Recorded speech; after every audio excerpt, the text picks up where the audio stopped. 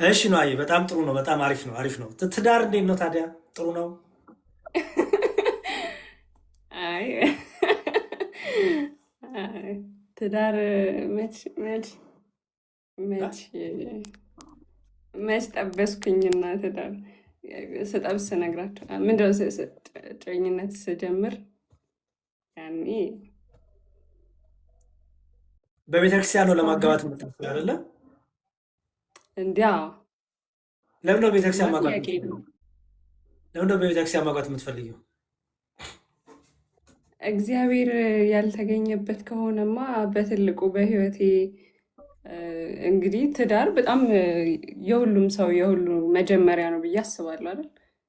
ከእናቱ ወጥቶ ምናምን ትልቁ መንገድ ነው የህይወቱ ትልቅ ሰክሰስም ነው ትልቅ መንገድም ነው እና በዛን ቀን እ፣ እግዚአብሔር ካልተገኘበት ካህን ካልባረከው እ፣ ከባድ ነው የሚሆነው። ምክንያቱም ከዛ በኋላ ያሉትን ነገሮች ራሴ እወጣዋለሁ ነው ለእግዚአብሔር አሳልፌ ካልሰጠሁት ራሴ አይካንዱት የአንተ እርዳታ ያስፈልገኝም ስለሆነ ከዛ በኋላ እ፣ ከባድ ነው የሚሆነው ብዬ አስባለሁ እኔ ፐርሰናል። ምክንያቱም አሁን የሆነ ሰዎች ነገር ስንጀምር ለእግዚአብሔር አሳልፈን መስጠቱ በኋላም እ፣ እግዚአብሔር ይረዳናል ብዬ አምናለሁ በሁሉ ነገር። ያው ምርጫው የራሳችን ቢሆን እም፣ ሰዎች መንፈሳዊ ጋብቻን ላለማድረግ ከሚናገሩት ውሳኔ አይሞቅም፣ አይደምቅም፣ ሞቅ አይልም። እ? ጨሳ አቧራው ጨሰ ካረገጥን ሞቅ አይልም። የቤተክርስቲያን ጋብቻ ሞቅ ያለ አይደለም ይላሉ። እና ያንቺ ስይታ ምንድን ነው? ሞቅታ የሰው የተለያየ ኦፒኒየን አለው። ሞቅታ አሁን ለምሳሌ እኔ አልወድም ጭፈራ እኔ ራሴን ያመኛል እና ይሄ ሰው ነፍሱ የሚያስደስተው የተለያየ ነገር ነው። አሁን ቀስ ባለ ነገር መደሰት ይቻላል። ፕላስ ደግሞ አክቹዋሊ እንደውም የአሁን ዝማሪዎች እኮ እንደውም ከዛም እየበለጡ ነው እኮ ጭፈራቸው እና ድምቀቱ በየትኛው እኔ እንጃ። እኔ ይሄኛው እንደውም ይሄኛው ሞር ያምራል። የእግዚአብሔር ሞገስ አለበት በደንብ ክብር አለበት። ደስ የሚል እንትን ያለው ይሄኛው ነው። እዚህ ልሻ እኔ ሰርግ እዛ ነዳያን ምገባው ጋር ነበርሽ። አዎ ዝማሬው እንዴት ደስ እንደሚል ትዝ ይልሻል? አዎ በጣም ያ ሶ ለምን የጠየኩሽ ይሄንን ብዙ ጊዜ ወጣቶች አሁን ላይ እንኳን ነገሩ እየተስተካከሉ ነው፣ ግን ብዙ ወጣቶች በቃ ካልተጨፈረ ካልተደነሰ በቃ የሆነ ጨሳ በኋላ ጨሰ ካልተባለ እርገጥ ካልተባለ ጥርሱን ነክሶ ላብ እስኪያልበው ድረስ ካልጨፈረ በቃ ሰርግ አይመስለው እና በዛ ሰርግ ግን እግዚአብሔር እንደማይገኝ በረከት እንደሌለው መንፈሳዊ ጋብቻም እንዳልሆነ ኢቭን ሁለቱ አንድ ራሱ አይደሉም። ታውቂያለሽ፣ በዓለማዊ ሰርግ የሚጋቡ ሰዎች ሁለቱ አንድ አይደሉም ማለት በእግዚአብሔር ፊት። አዎ።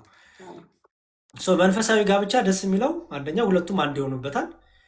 ሁለተኛ ዝማሬ ነው፣ ማስባረክ ነው፣ ህይወትሽን፣ ቤትሽን፣ ትዳርሽን ማስባረክ ነው።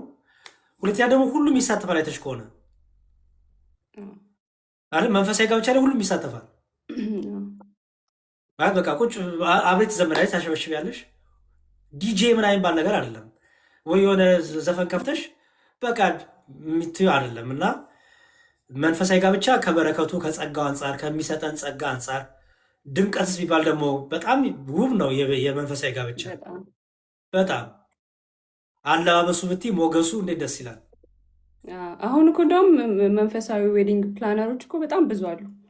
ድሮ አይ አዎ ቲንክ ዘማሪ የሚያን ያክል ዘማሪ የማይገኝም ምናምን ይመስለኛል። ለዛ እንትን ሊልሽ አሁን ግን በጣም ሌክዠሪም በሆነ መልኩ መንፈሳዊ ጋብቻ መደገስ ይቻላል። ያው ያላቸው ሰዎች አይደል? ያላችሁ ብዙ ሰዎች ፕላን ነጥብ ነጥብ ነው። ሀሳብሽ ጨርሰሻለሁ። አይ ያላቸው ሰዎች በዛ ምክንያቱም አንዳንዴ ይሄ መንፈሳዊ ሲባል ድብዝዝ ያለ ላይክ ብዙ እንትኑ ዘማሪዎች ምናምን ፕላን ማይደረግበት ምናምን ይመስላቸዋል ሰዎች እና ላይክ አሁን ላይ ትልልቅ ዌዲንግ ፕላነሮች አሉ። ላይክ በጣም አድምቀው መደገስ የሚፈልጉ ሰዎች ይችላሉ እንደዛም መጠቀም። እውነት ነው። ይሄ ምክንያት አይሆንም ብዬ አስባለሁ። እኔ እንኳን ያው በጣም አሪፍ። ስለዚህ የምትፈልጊው መንፈሳዊ ጋብቻ ነው። በቅዱስ ቁርባን በስርዓተ ተክሊል በቅዱስ ቁርባን እንድታገኝ ነው የምትፈልጊው። አዎ። ይሄን ታዲያ የሚያደርግ ግን ደግሞ ወንድ ያስፈልጋል። ስለዚህ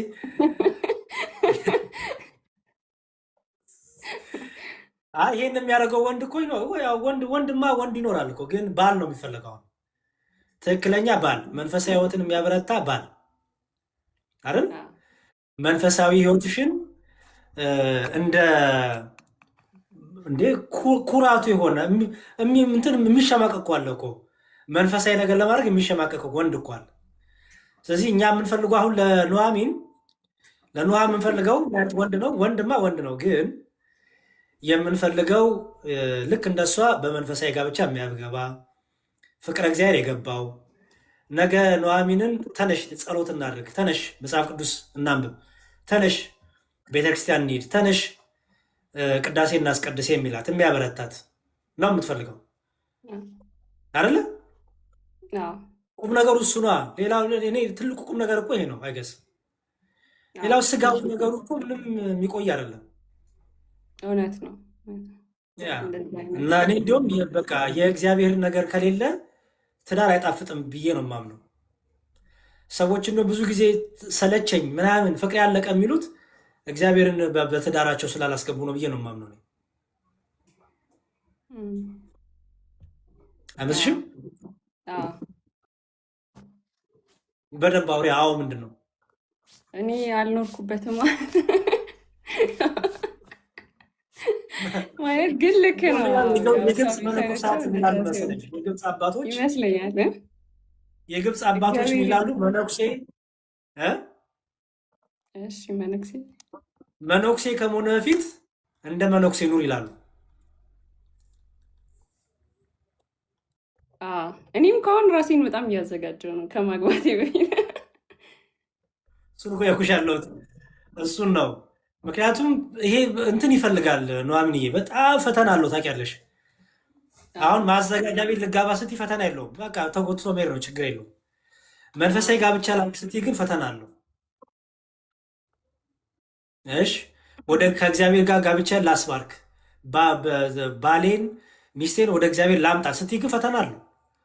ምክንያቱም በዛ ውስጥ የሚገኘው ጸጋ፣ በዛ ውስጥ የሚገኘውን ነገር እንዳታገኝ ውጊያ ይጀምራል።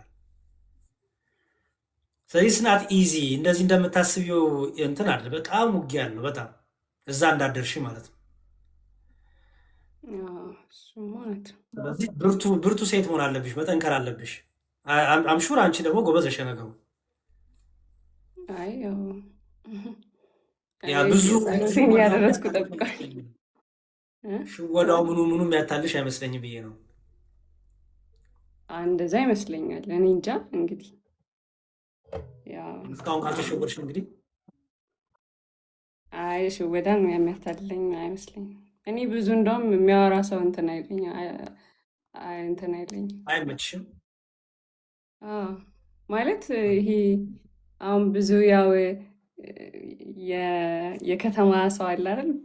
አብዛኛው ነገሩ የከተማ ወንድ እንዴት ነው ወሬ ነው ትኩረቱ አይደል? እስቲ ድገሚው። ማለት በጣም ኢምፕሬስድ የሚያደርገን ይመስለኛል ወሬ ምናምን ማለት በጣም ይሄ በተለይ አሁን ልክ እንደዚህ ያለኝ እንደዚህ ያደርግልሻለሁ እንደዚህ ምናምን የሚሉ ወንዶች አሁን በጣም ብዙ ናቸው ኦብቪየስሊ። እና የሆነ በዛ ሴት ልጅ በጣም ኢምፕሬስድ የምትሆን ምናምን ይመስላታል፣ ግን ይመስላችኋል ይመስለኛል። ያው ስላየውም እኔ ግን አሁን ነገር ይሄ ነገር አይማርክሽም? ምንም ቦታ የምትሰጪው ነገር አይደለም። ሬድ ፍላግ አሁን እንደዛ የሚል ሰው ራሱ ኧረ እባክሽ በእውነት በጣም ጎበዝ። ሬድ ፍላግ ነው። ለምን ሬድ ፍላግ ነው ያልሽው? ምን አይነት እንደዚህ አይነት ወንድ ቢያጋጥምሽ ምን አይነት ስብዕና ያለውን ይመስሻል? ማለት እኔ እንትን አይደለሁም አጋሩ ነው የምሆነው እንጂ ላይክ እሱ ገዝቶኝ ወይ የሆነ ነገር አድርጎልኝ ምናምን ከሱ ጋር የምኖር አይነት እቃ አይነት ሴት አይደለሁም። ኦብቪየስሊ ሰው ነኝ እኔም። የሆነ ሾፒንግ ሴንተር ሄዶ የሆነ ከፍሎ ምናምን የሚያመጣኝ አይነት ሰው አይደለም። እንደዚህ ያደርግልሻለሁ እንደዚህ አሁን እኔ አንቺን ባገኝሽ እንደዚህ አድርጌልሽ እንደዚህ እንትን ብዬሽ ምናምን ማለት ይሄ በተለይ በጣም ቁሳቁስ የሆነ ነገር ዝም ብሎ እንደዛው የሚያወራ ሰው ላይክ ኦኬ ሴት ነኝ ወይ በእኔ ላይክ አንዳንዶቹ ደግሞ በጣም ወይ ትንሽ ይመስላችኋል ወይ ትልቅ ምናምን እና ይሄ ዝም ብሎ ኢምፕረስ የሚያደርገኝ በጣም የሚያጓጓኝ እንደዚህ አይነት ሀገር ወስጄሽ ምናምን የሚል ሰው የሚያጓጓን ምናምን ይመስለዋል። ግን ሪያሊቲው ግን እሱ አይደለም። ላይክ አሁን ሴት ፎከስ የምታደርገው ይሄ ሰው የአንደርስታንድ ያደርገኛል ወይ አብሬው ብሆን ለልጆቼ ጥሩ አባት ይሆናል ወይ ለእኔ ጥሩ እንዴት ነው ጥሩ ገዢ ይሆናል ወይ? ምክንያቱም ይሄ ገዢነት ወንድ ነው ብዬ አስባለሁ። የቤት ራስ እስከሆነ ድረስ የሚገዛ የሚቆጣጠር ራሱን የሚያስተዳድር እኔን የሚያስተዳድር መሆን አለበት ማለት በሁሉም ነገር። ዝም ብሎ አሁን እንደዚህ ያደርግልሻለሁ እንደዚህ እኔ ኮንትሮል ማድረገው አይነት ወንድ እኔ አልፈልግም። ላይክ ማለት ታይፔን እኮ እየተናገርኩ አይደለም፣ ግን በጣም ብዙዎቹ በዚህ ዌይ ላይክ ኢምፕረስድ የምንሆን ይመስላቸዋል ወንዶች እና በጣም ልክ የሚሆኑ አሉ ባይዘወይ የሚሆኑ ስላሉም ነው ያንን ነገር ያንን ልምድ አንቺ ላይ ለማምጣት የሚሞክረው ያ ሰው አንቺም ልክ እንደ ሌሎቹ እየመሰልሹ ማለት ነው። ግን አሁን እንደኔ የሚያስቡን በጣም ብዙ ሴቶች አሉ። ላይክ የሰውን እንትን ደግሞ አካባቢው አሁን ሴት ልጅ አንደርስታንድ መደረግ የምትፈልገው ላይክ አሁን እንደዚ አይነት ሴት ከሆነች ከወደዳት ወይ ከፈቀራት በእሷ ልክ መቅረብ ይችላል። ያው ከመቼም ሁሉም ሰው የራሱ ታይፕ አለው ብዬ አስባለሁ። እና እንደዚህ አይነት ከሆነች ግን ላይክ መጀመሪያ ሰውን አንደርስታንድ ነው ማድረግ ያለባቸው። ለሆነ ነገር መሮጥ ሴት ልጅ የሚረዳት ነው የምትፈልገው ነው የመጀመሪያው። ከዛ ደግሞ ይሄ በጣም ቱማች መንፈሳዊ የሆኑ መቅረብ እኔ አስፈላጊ ነው ብዬ አላምነው። እንደዚህ አይነት ነገር ላይ ምን ማለት ነው? ቤተክርስቲያን ቆይቼ ነበረ ጸሎት ላረግ ነው አይሆነው እንደዚህ አይነት ነገር እሱ ጥሩ ነው እኮ በጣም ግን ይሄ ላሁን ለሪሌሽንሽፕ ለመጀመር ግን ምክንያት ማለት ይሄ ጥሩ ሰውም አያስብልም መጥፎ ሰውም አያስብልም። እኔ ምናምን መሰለሽ መንፈሳዊ ህይወት አለ። መንፈሳዊ ህይወት እንዳለ ሆኖ ሚስት ግን ሚስት ናት፣ ባል ግን ባል ነው። ለምሳሌ ዲያቆን ነኝ፣ ሚስቴ ጋር ስመጣ ባሏ ነኝ። ግን ገባሽ? ሚስቴ ጋር ስመጣ ነገ ላይ ቄስ ብሆን ሚስቴ ጋር ስመጣ ባሏ ነኝ፣ ግን ቄስ ነኝ፣ ግን ደግሞ ባሏ ነኝ። አንቺ ጋር ስመጣ ቄስ ነኝ፣ አለቀ። ወይ አንዱ ጋር ስመጣ ዲያቆን ነኝ። ገባሽ? ሚስቴ ጋር ሲመጣ ግን እኔ ባል ነኝ። እኔ ሰዎች አይ ቲንክ ሪሌሽንሽፕ ላይ ያሉ የጮኝነት ጊዜ ላይ ያሉ ፍቅረኛሞች ሊበለው የጮኛሞች ማወቅ ያለባቸው ነገር መንፈሳዊው ነገር ዓለማዊውን ከዓለም የምንወስደውን ነገር የሚገድብብን አይደለም። ኦኬ፣ የሴት ልጅን ነገር መረዳት የወንድ ልጅን ነገር መረዳት በመንፈሳዊ ነገር ብቻ የምታውቂው ነገር አይደለም። ለምሳሌ አንድ ወንድ ልጅ ሴት ልጅን የሚያስደስታት ነገር አበባ ገዝቶ መስጠት ሊሆን ይችላል፣ ስጦታ መስጠት ሊሆን ይችላል። የምትወደውን ነገር መረዳት ይሄ እነ ጳውሎስ እነ ሉቃስን እነ ማቴዎስን አንብበሽ የምታገኘው አይደለም። እነ ሉቃስ እነ ማቴዎስ አእምሮሽን ይከፍቱልሻል። እነ ጳውሎስ አእምሮሽን ይከፍቱልሻል። ሴት ልጅ እኩል እንደሆነች፣ ሴት ልጅ ልትወደድ መስዋዕትን ሊከፍላት እንደሚገባ ይነግሩሻል። ክርስቶስ ቤተክርስቲያንን እንደወደዳት ባልም ሚስቱን እንደዚያ ወደዳት አይደለም የሚለው። ክርስቶስ ቤተክርስቲያንን ሲወዳት ዝም ብሎ በቃል አይደለም አይደል? ዝም ብሎ በንግግር አይደለም። ዋጋ ከፍሎላታል፣ ትሁት ሆኖላታል፣ እግር አጥቦላታል አይደል? ዝቅ ብሎላታል። ልክ እንደዛ ሁሉ ባልም ለሚስቱ ዝቅ ብሎ እግሯን ማጠብ አለበት። ዝቅ ብሎ ሊያገለግላት ይገባል፣ ሊሸከማት ይገባል፣ ዋጋ ሊከፍልላት ይገባል፣ ሊታገሳት ይገባል። እሺ አሁን እነዚህን ሁሉ መንፈሳዊ ነገር አእምሮሽ ይከፍትልሻል። እነዚህን ነገር ግን በሪሌሽንሺፖች ውስጥ ካልተረጎምሻቸው፣ በትዳር ውስጥ ካልተረጎምሻቸው እኔ እኮ መንፈሳዊ ነኝ ብቻ የሚለው አያዋጣም። ወደ ህይወት መተርጎም አለብን። አሁን ለሚስትህ ቃል አትግባላት ይላል። የማታረገውን ነገር ቃል አትግባላት ይላል። እሺ አሁን ይህንን አንድ ወንድ መቶ ዝም ብሎ ትትትት እያለ በቃ ልብሽን ዝቅ እያደረገ ይሄን እናደርጋለሁ፣ በዚህ እወጣለሁ፣ በዚህ መኪና ገዛለሁ፣ ፎቅ እሰራለሁ እያለ ልብሽን ድክም ቢያደርገው ዋጋ የለውም። ያ መጽሐፍ ቅዱስ ሚላል የማታደርገውን ነገር ለሚስት አትንገራት ይላል። አይሽ ምክንያቱም ሴት ልጅ በባሏ ተስፋ ታደርጋለችና በምታፈቅረው በምትወደው ሰው ተስፋ ታደርጋለችና። ስለዚህ አውርቼ አውርቼ ካላረኩት ምኑ ጠቀምኳት? አይ ዶንት ቲንክ እኛ በደንብ መብሰል አለብን ብዬ አምናለሁ። እንዳልሽው ሪሌሽንሽፕ ላይ ሲመጣ መንፈሳዊነት፣ በኋላ ትዳር ላይ ሲመጣ መንፈሳዊነት እንዴት ይታያል የሚለውን አይገስ ጥሩ ዲስከሽኖች እያደረጉ በደንብ ማሳደግ ይቻላል።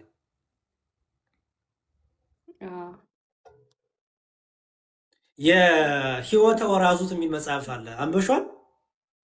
የዲያቆን አሁን ቀሲስ ሆኗል። በዛ ጊዜ ዲያቆን ህብረት ሽጥላ በጣም ቆንጆ መጽሐፍ ነው። ህይወተ ወራዙት ማለት የወጣቶች ህይወት ማለት ነው። እና ትዳርና ተላስቆ የሚልም አለ። በጣም ቆንጆ መጽሐፍ ሰው እሱንም ብታገኘ አሪፍ ነው። ትዳርና ተላስቆ፣ ህይወተ ወራዙት፣ ትንሿ ቤተክርስቲያን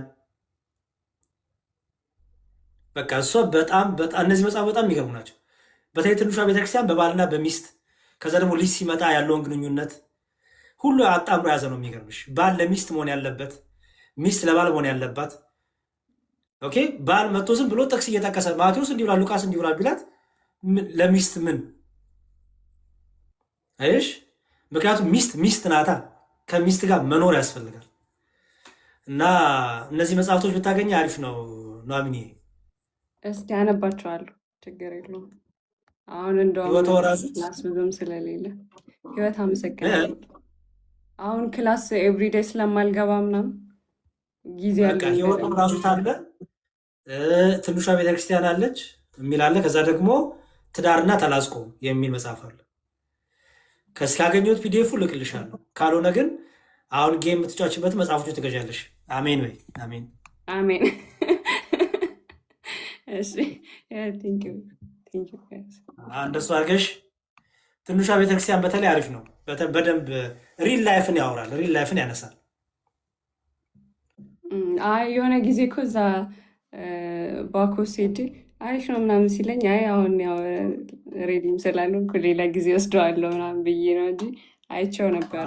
ድም እንደው እኮ እንዳልኩሽ እኮ ለዛ ነው መነኩሴ ከመሆኑ በፊት እንደ መነኩሴ ኑር የሚለው እኮ አሁን ነው የሚሰራው። ስለ ትዳር ለማወቅ ትዳርን ጊዜ መጠበቅ የለብሽ። ምክንያቱም ኦልሬዲ ራሽን ሰርተሽ ነው የምታቀርቢው። ስራው ይቀጥላል እኮ የትዳር ስራው እኮ አይቆምም እኮ። እንዲሁም ብዙ ስራ አለ ከትዳርም በኋላ ስለዚህ አይቆምም። ትዳር የሚሰራለት ስለሆነ ምክንያቱም ሁለቱም የሚገናኙት ሰዎች የተለያየ ድካም፣ የተለያየ ጠንካራ ጎን፣ ደካማ ጎን ያላቸው ናቸው። ስለዚህ እለት ዕለት በቃ ትዳር የሚፈጋለት የሚሰራለት ነው። ግን አሁን ላይ አንድ ጥያቄ ልጠይቅህ። አሁን መንፈስ ምንድን ነው? በመንፈሳዊ ነገር ያው በማየት አይታወቅም። ኦብቪስሊ ይሄ አሁን ላይ ሶሻል ሚዲያ ላይ ፖስት ስለምናደርግ በመንፈሳዊ ነገር ጠንካራ ነን ማለት አይደለም። ግን ያው በመንፈሳዊ ጠንካራ የሆኑ ሰዎች እና አንዳንዶቹ ደግሞ ላይክ ያልሆኑ አሉ። አሁን በትዳር ገና ላይክ መተጫጨት ላይ ቫሊዩ ያደርጋል አሁን ይሄ ጠንካራነትና አለመሆን ወይስ? አዎ በጣም ቫሊዩ ያደርጋል። ቫሊዩ ካላረገማ ሆቴል ነው የምትገናኙ። ቫሊዩ ካላረገ እንትኑ ይኸውልሽ መንፈሳዊነቱ የሚጠቅመው ማለት የመንፈሳዊ ብርታት ሌቭሉ የተለያየ ሊሆን ይችላል። ግን አትሊስት ኮመን የሚያደርገዋል ምንም ሌቭል ይሁን የመንፈሳዊ ለምሳሌ ቅዱስ ጳውሎስ የደረሰበት የመንፈሳዊነት ህይወት አለ አይደለ? እኔና አንቺ ደግሞ ያለንበት ህይወት አለ አይደለ? ኦኬ እኔና ቅዱስ ጳውሎስን አንድ ያደረገን የሚችለው መሰለሽ ፈሪሃ እግዚአብሔር አይደል? እግዚአብሔር በቃ ማለት ራስን መጠበቅ፣ ራስን ከዝሙት ከአመንዝራነት መጠበቅ። እነዚህ መንፈሳዊ ሌቭል የሚፈልጉ አይደሉም። ባይዘው የሚፈልጉት ምንድን ነው? ይሄ ሰውነቴ የተቀደሰ ነው፣ ይሄ ሰውነቴ ለእግዚአብሔር ነው ብሎ መቀበቃ። ይሄን ስቴፕ መጀመር ነው። ኦኬ አትሊስት እግዚአብሔርን የሚፈራ ሰው ከሆነ አንቺን የአልጋ ጥያቄ አይደለም የመጀመሪያው ጥያቄ የሚሆነው አይደል? እስቲ እንሞካከር አይልሽም። እም፣ አሁን አንዳንድ ሰዎች እንሞካከር በጣም ነው ሳቄ የሚመጣው እኔ። እስቲ እንጠና ነው እስቲ እንሞካከር የሚባለው ነገር በጣም ነው የሚያስቅ። አዎ፣ እግዚአብሔርን መፍራቱ ካለ እንሞካከር የሚለው ነገር አይመጣም ብዙ ጊዜ። ስለዚህ አትሊስት ያ እጮኝነት ላይ ያለው ሰው እንዲሁ በጣም ብርትት ያለ በጣም በቃ ባይሆንም ግን አትሊስት የእግዚአብሔር ፍቅር የገባው የመንፈሳዊ ሕይወት ፍቅር የገባው የጸሎት አትሊስት ነው መበርከክ የሚችል በርከክ የሚል እንዲሁ ጸሎት እንኳን ዕለት ዕለት እንኳን ባይተጋ ግን በቃ በርከክ ብሎ እግዚአብሔርን የሚጠይቅ እስቲ እንጸልይበት የሚልሽ የሆነ ከንትን ስቲ በቃ እግዚአብሔር ቢፈቅድልን ይሄን እናድርግ በቃ በነገሮች ሁሉ በእጮኝነት ዘመን እንኳን እጮኝነቱ ለእግዚአብሔር የሚሰጥ ቢሆን አሪፍ። እውነቱን ለመናገር ከብዙ ፈተና ይጠብቀሻል አንቺንም እሱንም። አዎ፣ እም፣ ባይሆን እንኳን ያ እጮኝነት ከሆነ ጊዜ በኋላ ባይሆን ይኖ በቃ ፈቃድ እግዚአብሔር አልሆነም ማለት ነው ብሎ እንዲሁም መንፈሳዊ ሕይወትሽ ላይ እንዲሁም በጣም እየበረታችሁ ትላላችሁ። እንዲሁም ከዛ በኋላ ወንድምሽና እህት ለመሆን የሚከብዳችሁ አይደሉም እንደዚህ አይነት ሰዎች። ምክንያቱም በሆነ አጋጣሚ እኮ ሁላችንም እኮ የሆነ ሪሌሽንሺፕ እንጀምራለን አይደል? እም፣ አዎ፣ እግዚአብሔር ሳይፈቅደው የቆመ ብዙ ሪሌሽንሺፖች እኮ አሉ እና ጠላት ልንሆን ነው? አይ፣ አይሆንም። አይሹ ልጠየፋት ነው ያችን ልጅ ነገ ላይ የሆነ ነገር ብትፈልግ ልርቃት ነው ያችን ልጅ ነው። ክርስቲያን ሆኖ ሪሌሽንሽፕን ማሰብና ክርስቲያን ሳይሆኑ ማሰብ የተለያየ ነው። ነዋዬ ማይንድ ሴቱ ይለያያል እኮ ያው አሁን አንተ ያልከው በእህትነት እኮ መቅረም ቻለው ቅድስናን ስለጠበቁ ከዛ በኋላ ምንም ያን ያክልም አይከብድም። ላይክ ኢንቲሜሲ እሱ ብዙ ነው የምልሽ ያለው። ስለማይኖር ብዙ ነገር ይጠቅማል። በቃ ማለት ብዙ ነገር ይጠቅማል በኋላ ላይ ግን አሁን ለምሳሌ ላይክ በጣም መንፈሳዊ የሚመስሉ ሰዎች አሉ ማለት የሆኑ አሉ ሰው የሚመስሉ ላይክ በጣም አለ በተለይ እንጂ አሁን ብዙ ሰው ነገር በስልክ ሲያወሩ ምናምን በጣም መንፈሳዊ መስለውና ግን ከዛ ወይ በአካል ምናምን ስናገኛቸው አክት የሚያደርጉበት ወይ ከዛ ደግሞ ወይ ደግሞ አብረን እንድንሄድ የሚፈልጉበት ቦታ ምናምን የተለየ ይሆናል። ወይ ደግሞ ላይክ እንዴት ነው እኛ ከምንጠብቃቸው ቦታ እየወረዱ ሊሆኑብን ይችላሉ። ሶ አሁን ያንን ስላየን ብቻ ኦኬ በቃ ሂዝ ናት ማይን ወይ ሺዝ ናት ማይን ምናምን ብለን መራቅ አለብን ወይስ ላይክ ለማስተካከል መሞከር አለብን? እሺ ማስተካከሉ አንቺንም አብሮ የሚያጠፋ ከሆነ እሱ ሌላ ችግር ነው። ምክንያቱም አንዳንዶች እናስተካክል ብለው በቃ በዛው ሄዷል። ለምሳሌ ክርስቲያን ያልሆነ ሰው ጋር ህብረት ያደረጉና አስታኪዩ አገባዋለሁ ብለው መጨረሻ ላይ ግን ተጠቃለው ከክርስትናውም ወጥተዋል። እሺ የምታስተካኪው ነገር ሶሉሽኑ ምንድን ነው ነው? አሁን ኦኬ የመጀመሪያው ነገር ነው። አየህ በደምብ ስሚ። የምትፈልጊው ምንድን ነው? የመጀመሪያው እኔ አሁን የምፈልጋት ሚስት ክርስቲያን መሆን አለባት ብዬ አምኛለሁ። በቃ ስለዚህ ሙስሊም አላይም፣ ሌላ ነገር አላይም። አዳሽ ኦኬ መጀመሪያው ምንድን ነው የምትፈልጊው? ሁላችንም የየራሳችን ምን አለን፣ የየራሳችን የሆነ ኤክስፔክቴሽኖች አሉን አይደል? እንደ መንፈሳዊ ህይወት አሁን እንደ መንፈሳዊ ሰው ስለማውራሽ እንደ መንፈሳዊ ሰው ስታወሪ እኔ ከመንፈሳዊ ህይወቴ የምታስወጣኝ ሴት አልፈልግም። መንፈሳዊ ህይወቴን የምታናንቅብኝ ሴት፣ መንፈሳዊነት፣ መጸለይ፣ ማስቀደስ፣ መሄድ ፋራነት የሚመስላት ሴት እኔ አልፈልግም። ይችን ሴት አስተካክላታለሁ ብዬ ስገባ እኔስ ምን ያህል እሷን ለማስተካከል ምን ያህል እኔ ዝግጁ ነኝ ነው። ገባሽ? እኔ ሳልስተካከል ሌላ ሰው ላስተካከል ካልኩኝ አብሬ ነው መበላሸው። ምክንያቱም መጽሐፍ ቅዱስ ሚላል ክፉ ባልንጀርነት መልካሙን ነገር ያጠፋዋል አይደለም የሚለው? እሺ ክፉ ባልንጀርነት ጥሩ አይደለም፣ መልካሙን ነገር ያጠፋዋል። መልካምሽን ነገር ይዘሽ ወደሚያጠፋሽ ያ ነገር ዶሚናንት አድርጎ የዛ ሰው ነገር ከአንቺ መልካምነት ጋር ያለው ነገር አጥፍቶ የሚውጥብሽ ከሆነ በጣም ችግር ነው። ስለዚህ እኔ ለምሳሌ ሪሌሽንሽፕ ላይ ሰዎች ጀመሩ፣ ሴቷ ወይም ወንዱ ትንሽ ከባድ የሆነ ነገር ሆነ እንበል እንዳልሽው፣ ለምሳሌ የሆነ ምሳሌ ምን እንውሰድ? ዝሙት፣ ማመንዘር ሱስ ምን ለምሳሌ እንውሰድ? አሁን አንድ ነገር ፒክ አድርጊልኝ። ዝሙት እንኳን ብዙ ሱስ አይ ዝሙት የሁለቱ ነገር ነው። ሱስ አይ ቲንክ ሱስ እንደውም ችግር ያለው አይመስለኝም። እሱንም ችግሩ እነግርሻለሁ። ምን አንድ ነገር ፒክ አድርጊልኝ። ሁለቱንም ሁለቱንም። እሺ ለምሳሌ አንዱ ልውሰድ፣ ሱስ።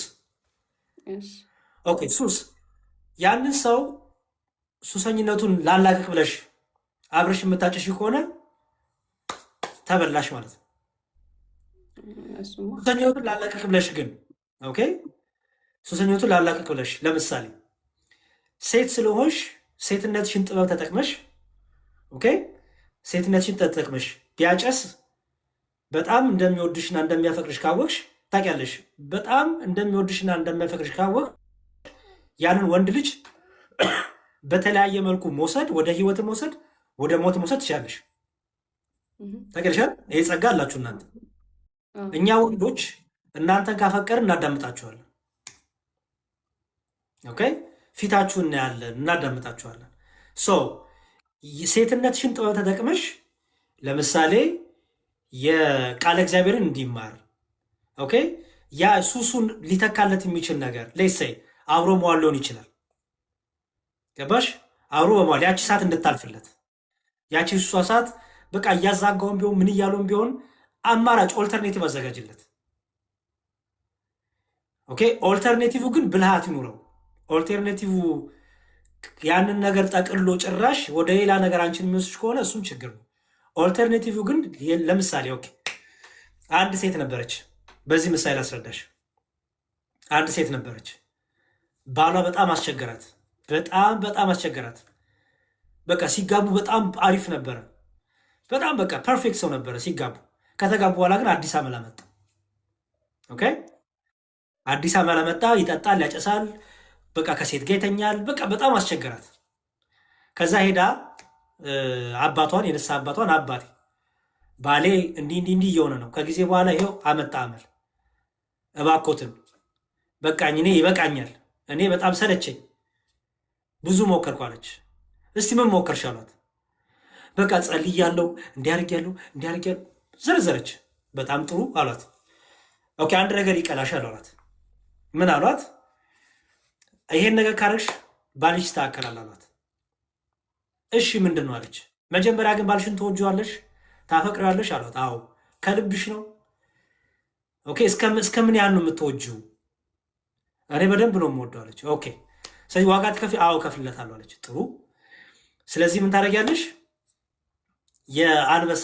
አንበሳ ያለበት ቦታ ሄደሽ ከአንበሳው ላይ የአንበሳውን አላር ለዚህ ጋር አፉ ጋር ያለው ፀጉር ከዛ አንዱ ፀጉር በጥሰሽ ይዘሽ ነው አላት። ከዛ መፍትሄውን እነግርሻለሁ አላት። እንዲህ ይሄማ ከባድ ነው አልችልም አለች። አይ በቃ ይሄን ካላረግሽ መፍትሄ የለውም አላት። ከዛ ምን አረገች? ቤቷ ሄደች፣ አሰበች። እንዴት ብዬ ነው አንበሳ ጋር የምቀርበው አለች። እንዴት ብዬ ነው አንበሳ ፊት የምቀርበው አለች። ስለዚህ ምን ማድረግ ጀመረች? ዘዴ ማውጣት ጀመረች ማለት ነው። ዘዴ አወጣች። ከዛ ምን አረገች? ስጋ ገዛች። ስጋ ገዛችና ሄደች። ስጋ ገዝታ የመጀመሪያ ጊዜ ላይ አንበሳ ያለበት ቦታ ስትሄድ ፈራች። አንበሳውን ስጮህ ምናምን ፈራች። ኦኬ ተመለሰች። ሁለተኛው ጊዜ ላይ ደግሞ ድጋሚ ሄደች። ሁለተኛው ጊዜ ላይ ምን አደረገች?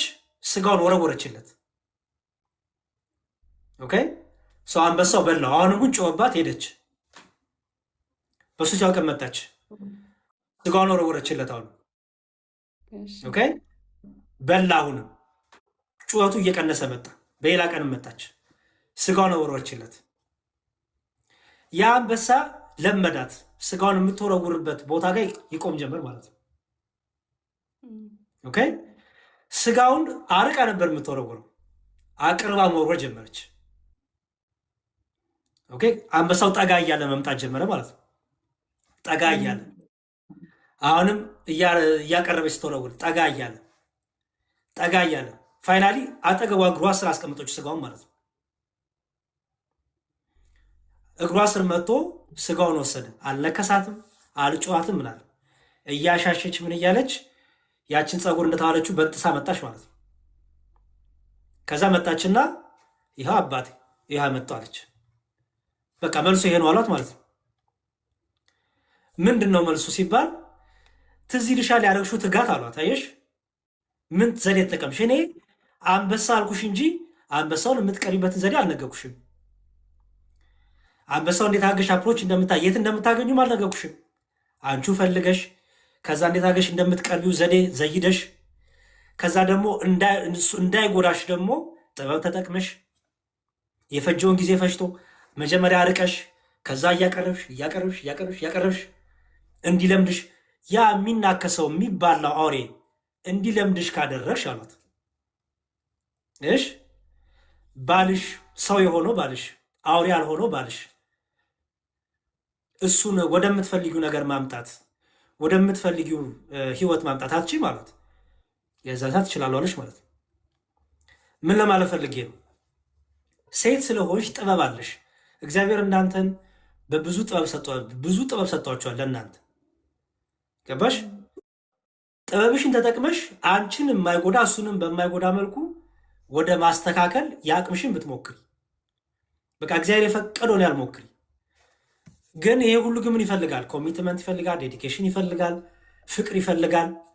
ምክንያቱም ፍቅር ምን የለውም አይቆጣም፣ አይበሳጭ የሚል አይደለም። ይሄ ሁሉ ይፈልጋል። ይሄ ሁሉ አድርገሽ ግን ፈቃደ እግዚአብሔር ላይሆን ይችላል። ምክንያቱም ስለ ትዳር ስለምናወራ አይደል? ትዳር ከእግዚአብሔር ዘንድ ስለሆነ አይደል? ይሄን ሁሉ አድርገሽ ግን ላይሆን ይችላል። ይሄን ሁሉ ግን በማድረግሽ ግን ደግሞ ትርፋማ አንቺ ነሽ።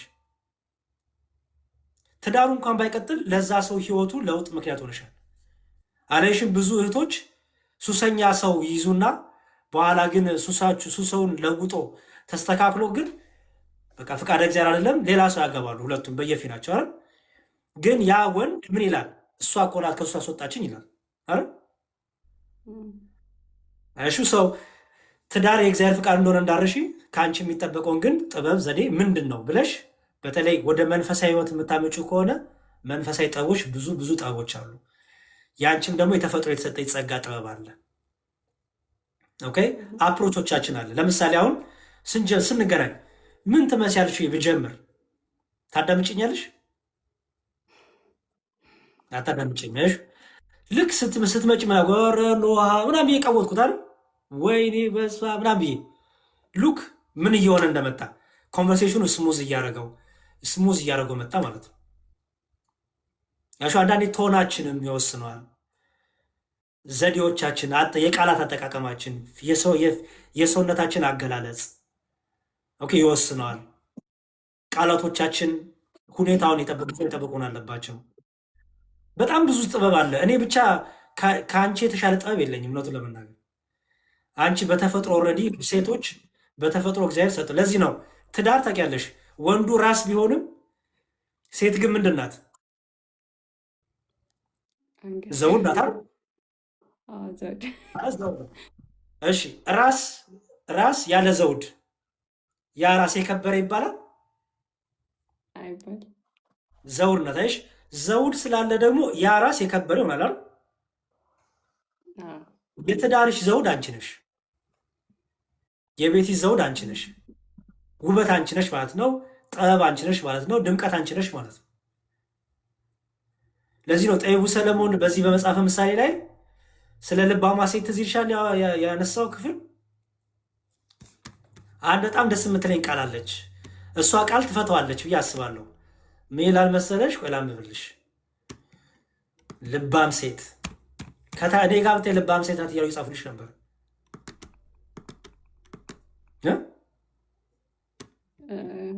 ምን ላይ ያለው ምሳሌ 31:10 ላይ ያለው ቅድም ስትናገሪ ልባም ሴት ናት ነው እያሉ ነበረ።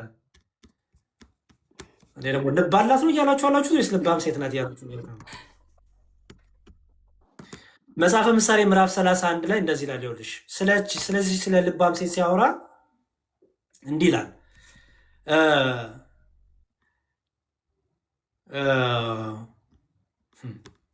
እሺ እንዲህ ይላል። በጣም አሪፍ ነጥቦች አሉት። አንደኛ ልባም ሴት ማንኛውም ከተከለ በኋላ ባህሪዋን ሲናገር አንደኛ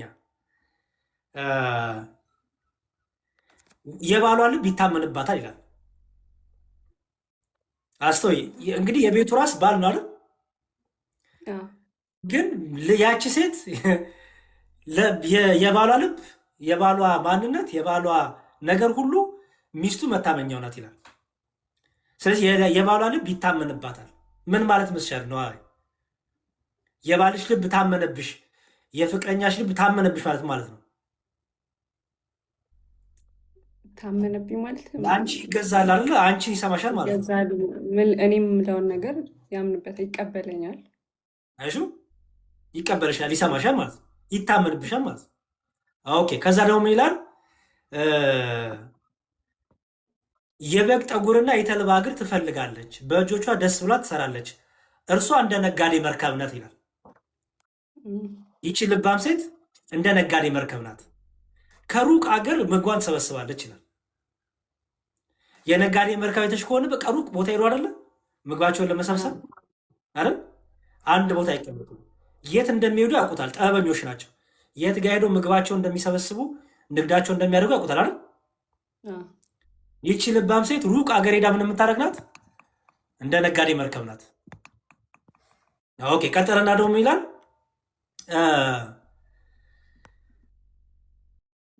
ገና ሌሊት ሳለ ትነሳለች፣ ለቤቷም ሰዎች ምግባቸውም ለገረዶቿም ተግባራቸውን ትሰጣለች። እርሻንም ትመለከታለች፣ ትገዛለች፣ ከእጇ ፍሬም ትተክላለች። ወገቧን በኃይል ትታጠቃለች፣ ክንዷንም ታበረታለች። ንግዷ መልካም እንደሆነ ትመለከታለች። መብራቷ በሌሊት አይጠፋም። አሁን የምፈልጎችን ነው። ምን ይላል መሰለሽ? መብራቷ በሌሊት አይጠፋም። ፍችልኝ። መብራቷ በሌሊት አይጠፋም። ያ ማለት እንትናን ነዳጇን ቀድማ ስለምታዘጋጅ ብለህ ስለሆነች እንትን አትልም ማለት ነው። ደግ ነዳጇ በሌሊት አይጠፋም። እንደዛ መሰለኝ። መብራቷ በሌሊት አይጠፋም ሲባል አሁን ትርጓሜ እንዳልሳሳት ብዬ ነው እንጂ እኮ አይምሮ ላይ መጣ እንትን አለ። ግን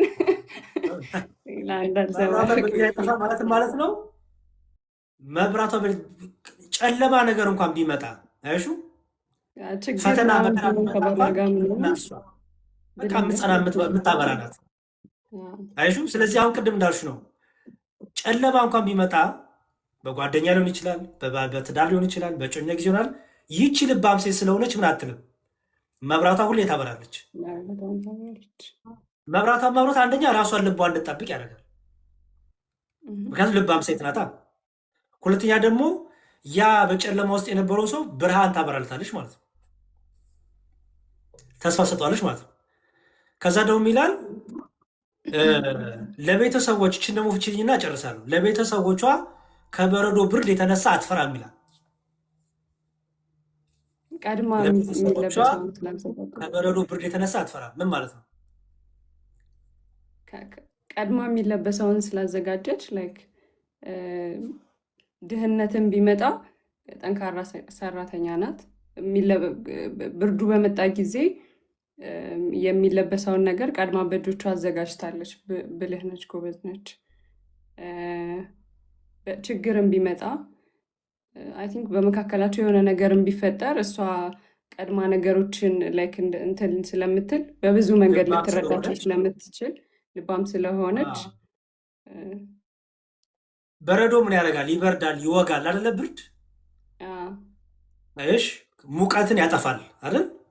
ሙቀት ደስ ይላል፣ ለሰውነት ይመቻል አይደል? የሆነ ጊዜ ላይ በረዶ ይሆናል።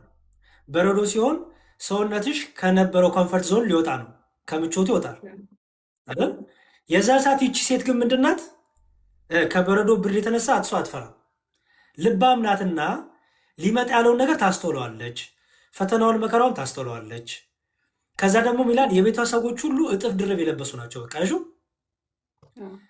እጥፍ ድርብ የለበሱ ናቸው። አሁን አንቺ እጮኛ ስትሆኚ ለዛ ጓደኛሽ እጥፍ ድርብ ክብሩ ውበቱ ነሽ። እሱ ቢደክም አንቺ ታነሸዋለሽ። እሱ በረዶ ቢሆን አንቺ ሞቃት ሆነሽ ትጠብቂያለሽ። እሱ ጨለማ ቢሆን ብርሃን ታበሪያለሽ። አንቺ የአንቺ ብርሃን የእሱን ጨለማ ሊያጠፋ ይገባል። የእሱ ጨለማ ጠፋ ማለት ከሱስ ወጣ ማለት ነው አይደለ? ከሱስ ወጣ፣ ከተለያዩ ጨለማ ከምታያቸው ነገሮች ወጣ ማለት ነው። ስለዚህ ልባም ሴት መሆን በጣም መፍትሄ ነው። ልባም ሴት ግን ደግሞ ምንድናት ይላል መሰለሽ? ያው የእግዚአብሔርን ፍቃድ የምትጠብቅ ናት። ዞሮ ዞሮ ድርሻዋን ትወጣለች፣ ግዴታዋን ትወጣለች፣ የሚጠበቅባትን ነገር ታደርጋለች። መጨረሻ ላይ ግን የማንን ፍቃድ የምትጠብቅ ናት? የእግዚአብሔርን ፍቃድ የምትጠብቅ ናት። ስለዚህ እንደዚህ አይነት ሰዎች ካጋጠሙሽ አጋጥሞሽ ከሆነም አላቅም፣ ካጋጠሙሽ ግን ልባም ሴት ሆነሽ አንቺም አትጎጅም፣ ፍቃድ እግዚአብሔር ባይሆን አትጎጅም፣ ልባም ሴት ነሽ። ደግሞ እግዚአብሔር ደግሞ በአንቺ መልኩ አድርጎ አስተካክሎ ከሆነ ደግሞ ትርፍሽ ነው፣ ስጦታሽ ነው፣ ባልሽ ነው ማለት ነው፣ አካልሽ ነው። ግን አሁን ለምሳሌ እንዴት ነው የምናውቀው? አይ ቲንክ አሁን የእኔ ጥያቄ ብቻ አይደለም፣ የብዙ ሰው ጥያቄ ነው የሚሆነው። በጣም ጥሩ ጥሩ ደግሞ ሰዎች ወደኛ ይመጣሉ። እኛ ኦኬ በቃ ይሄ ጥሩ ሰው ነው ምናምን የምንለው አይነት ሰው ወደኛ ይመጣልና የእግዚአብሔር ፈቃድ መሆኑን እና ለመሆኑን እንዴት በምንድን ነው የምናውቀው? እንዴት ነው የምናውቀው? የመጀመሪያው እግዚአብሔርን በመጠየቅ ነው። ምክንያቱም ፈቃድ እግዚአብሔር ያለ ሰው የእግዚአብሔርን ፍቃድ መጠየቅ አለበት አይደል? ስለዚህ አንድ ሰው እኔ ቢጠይቀኝ የመጀመሪያው እግዚአብሔርን ጠይቅ ነው የምለው የመጀመሪያው። ምክንያቱም እንዴ አንዳንድ ሰው ሳይጸልይ እግዚአብሔርን ሳይጠይቅ የእግዚአብሔር ፍቃድ በምን አውቃለሁ ይልሻል አይደል? ሰው የመጀመሪያው ነገር የእግዚአብሔር ፍቃድ መሆኑ የሚታወቀው አንቺ ማስፈቀድ አለብሽ፣ መንበርከክ አለብሽ፣ መጸለይ አለብሽ፣ መጠየቅ አለብሽ አይደል? እግዚአብሔር ፊት መቆም አለብሽ፣ መታየት አለብሽ። ሳትጸልይ ባልጸለይሽበት፣ እግዚአብሔርን ባልጠየቅሽበት፣ ፈቃድ ይሁን ባላልሽበት የእግዚአብሔር ፍቃድ ግን ነው እንዲህ አይደለም ማለት አትችይም አይደል? ስለዚህ የመጀመሪያው እሱ ነው። ኦኬ ለምንድን ነው ከአንቺ የሚጀምረው? አንቺ ድርሻ አለሽ። ባልየውም ምንድነው የሚለው መጽሐፍ ቅዱሱ? ሴት በገዛ ሰውነቷ ላይ ስልጣን የላት፣ ፈቃዷ ለማን ይላል? ለባሏ ነው እንጂ። ባልም በገዛ ሰውነቱ ላይ ስልጣን የለውም፣ ፈቃዱ ለማን ይላል? ለሚስቱ አይደል የሚለው። በጣም ጥሩ። ስለዚህ ፈቃድ ለባል ከሆነ ፈቃድ ለሚስት ከሆነ እነዚህ ሰዎች ይሄንን የሚረዱ ከሆነ ከእያንዳንዳቸው የሚጠበቃ ማለት ነው ያላቸው ፈቃድ ለአንዳቸው ፈቃድ መስጠት አይደል? ይሄን ለማድረግ መጀመሪያውኑ ፈቃድ እግዚአብሔር መጠየቅ ያስፈልጋል ማለት ነው። እኔነቴን የምሰጠው ሰው ነው ወይ? ያ ሰው እግዚአብሔር ሆይ ወደ ህይወቴ ሰው መጥቷል፣ ወደ ህይወቴ የገሌ መጥቷል፣ ፈቃድ ነው ወይ? የመጀመሪያው ይሄ ነው። ፈቃድ ነው ወይ ብለሽ የምትጠይቂው ምን ከመጀመርሽ በፊት ነው? ግን ከመታወቅሽ በፊት አይደለም። ምክንያቱም በአጋጣሚ የሚታወቅ ይሆናል አይደል? ፈቃድ ነው ብለሽ የምትጠይቂው መቼ ነው? ነዋ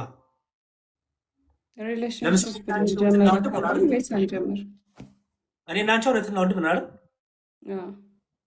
በቃ እስቲ እግዚአብሔር ሆይ እህትና ወንድም ምንድነው ፈቃድ ነው እንዴ ብለን ነው የጀመርነው አይደለም። አይደለም እህትና ወንድም በአጋጣሚ ታወቅን በቃ። ግን ልክ ይሄ የእጮኝነት የትዳር ህይወት ሲታሰብ ግን የዛን ሰዓት ፈቃድ እግዚአብሔር መጠየቅ ያስፈልጋል። ምክንያቱም ለመመሰል አንዳንድ ሰዎች ፈቃድ እግዚአብሔርን የሚጠይቁበት ሰዓት ምንም ሴንስ የማይሰጥ ሰዓት ይሆናል። ከተኙ በኋላ ፏ ካሉ በኋላ ከዛ እግዚአብሔር ፈቅዷል እንዲህ አልፈቀደም የሚል ሰው አለ። እሺ ሰው የእግዚአብሔር ፍቃድ ራሱ የምንጠይቅበት ታይሚንጉ ራሱ መታወቅ አለበት። ፈቃድ እግዚአብሔር ለማወቅ በጣም ይረዳል። ሰው የመጀመሪያው እሱ ነው። ሁለተኛው እኔስ ኦኬ አወቅኩኝ የዛን ሰው በምንድን ነው የማውቀው አይደል? የብዙ ሰው ጥያቄ። ኦኬ አንድ ሰው ከምን ነው የሚታወቀው? ከፍሬው ከፍሬው ለአንቺ ያለው ዓላማ ጥሩ ይሁን መጥፎ፣ አንቺን ወደ ህይወት ስልሽ ወደ ሞት የሚታወቀው በምንድን ነው? ከፍሬው። ፍሬው ደግሞ የሚጀመረው በእጮኝነት ዘመን ነው የሚጀመረው። የእጮኝነት ፍሬ አለ፣ ከዛ ደግሞ የትዳር ፍሬ አለ። ታውቂያለሽ? ምክንያቱም የእጮኝነት ፍሬ አብዝተው ያች ፍሬ ናት አድጋ አብባ ትዳር የምትሰራው አይደለ? አዲስ አይደለም የምትጀምሪው እኮ ትዳር እኮ ኦልሬዲ ያ ፍሬ አፍርቶ ወደ ትዳር የሚደርሰው አይደል? እሺ ስለዚህ ምንድን ነው የምትደረገው ማለት ነው? ያ ሰው ምንድን ነው ላንቺ ያለው ዓላማ? ያ ሰው ላንቺ ያለው እቅድ ምንድን ነው?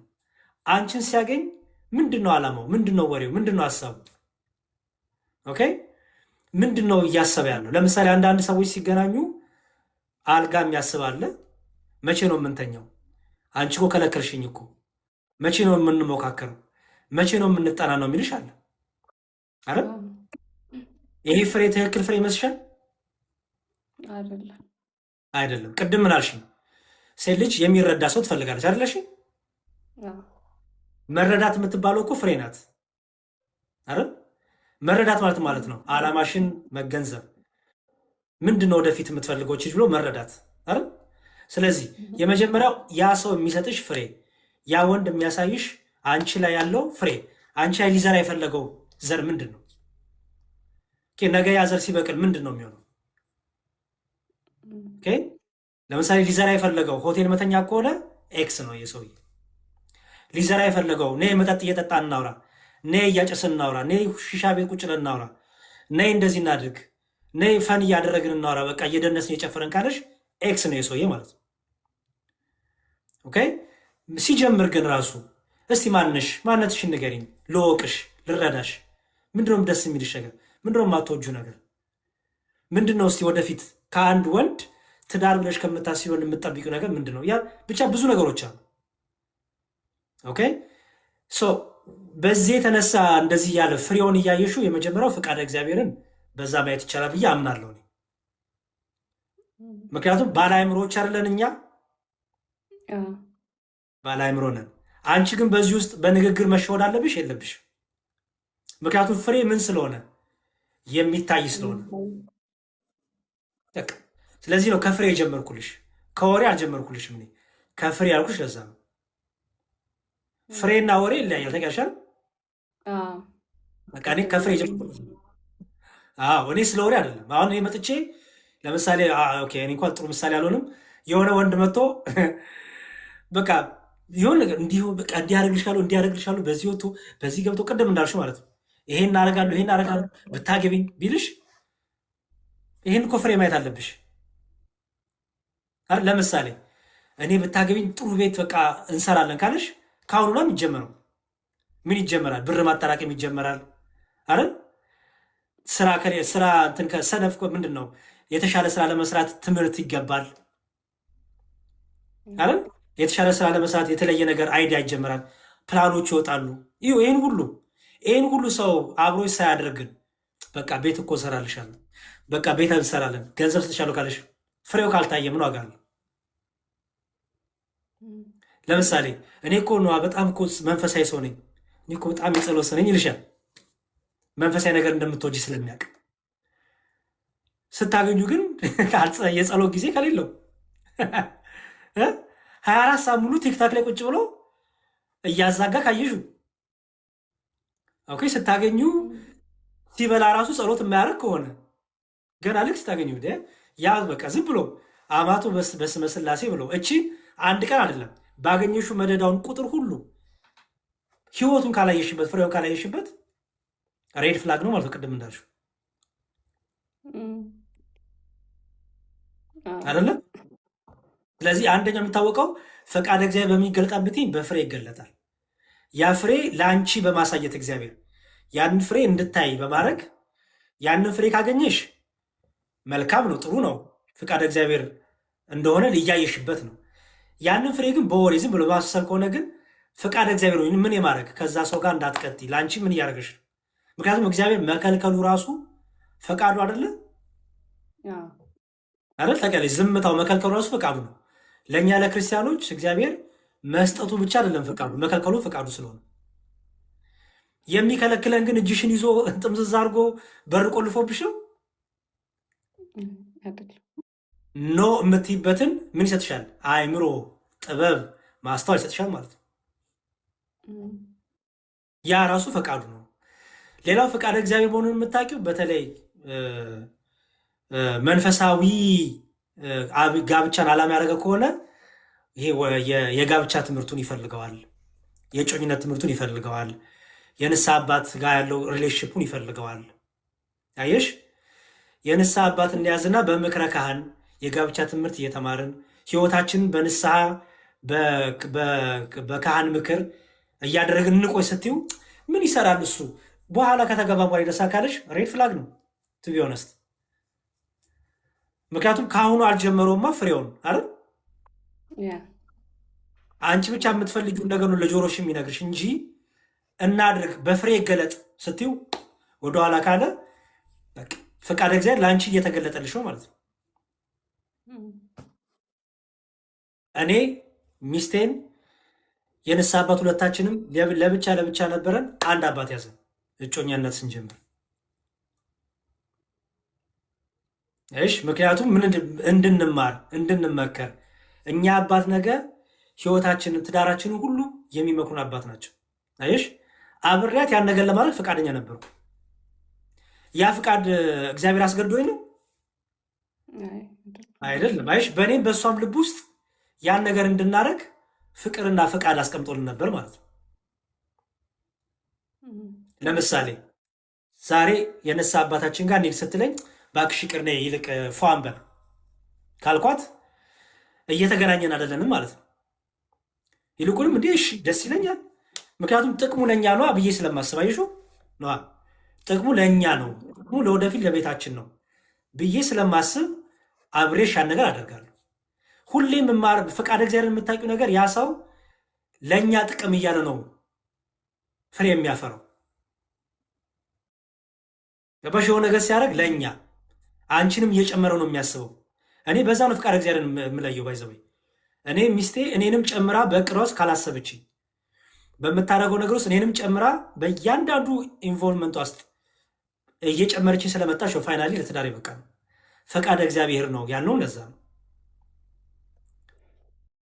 ፈቃደ እግዚአብሔር ያልሆነውን የምታውቂበት አንደኛው አንዳንድ ሰዎች በተለይ ወደ ትዳር የሚወስደውን ጉዞ እጮኝነቱን ወደ ትዳር የሚያሳድገውን ጉዞ አብሮ መሄድ አይፈልጉም። የሆነ ቦታ ላይ ላጥ ይላሉ ወይ ሽል ይላሉ ወይ ያን ነገር ላለማድረግ ምክንያት ይደርድሩብሻል። ገባሽ? ብዙ እንደዚህ አጋጥሞኛል። እኔ ሰዎች ሳማክር መጀመሪያ ላይ ችግር የለውም እወድሻለሁ፣ ለአንቺማ እሞታለሁ ምናምን።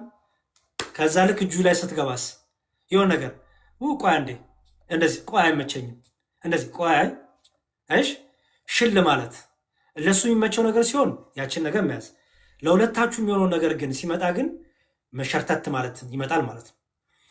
ስለዚህ ፍቃደ እግዚአብሔር በእነዚህም ይገለጣል። በተለይ ከንስሐ አባት ጋር የተያዘው ነገር ደግሞ ሞር ክሊር እያደረግልሽ ይመጣል። ግን አሁን ሰው ንስሐ አባት ጋር መሄድ ያለበት ላይክ ሪሌሽንሽፕ ሲጀመር ነው ወይስ ገና ሲታሰብ ነው? በየግልሽማ የራስሽ የንስሐ አባት አለሽ።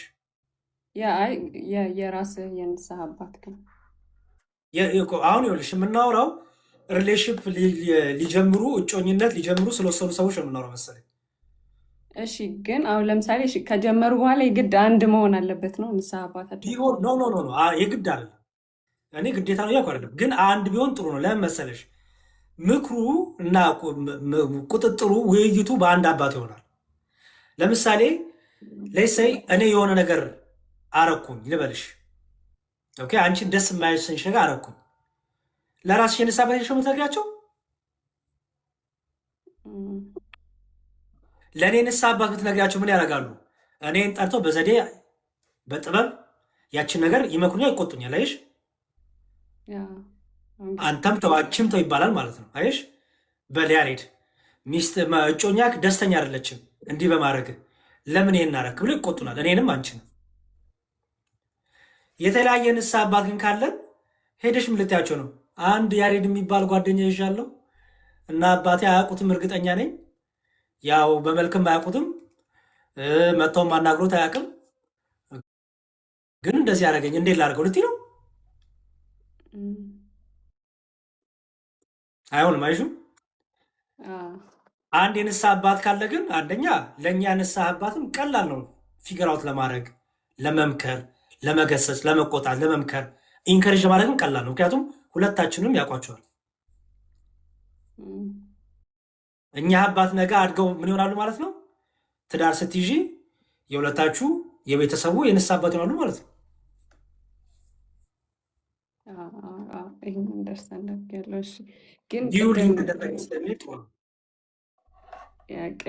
ግን ቅድም ያልከው ላይ በደንብ አብራራልኝ። አሚን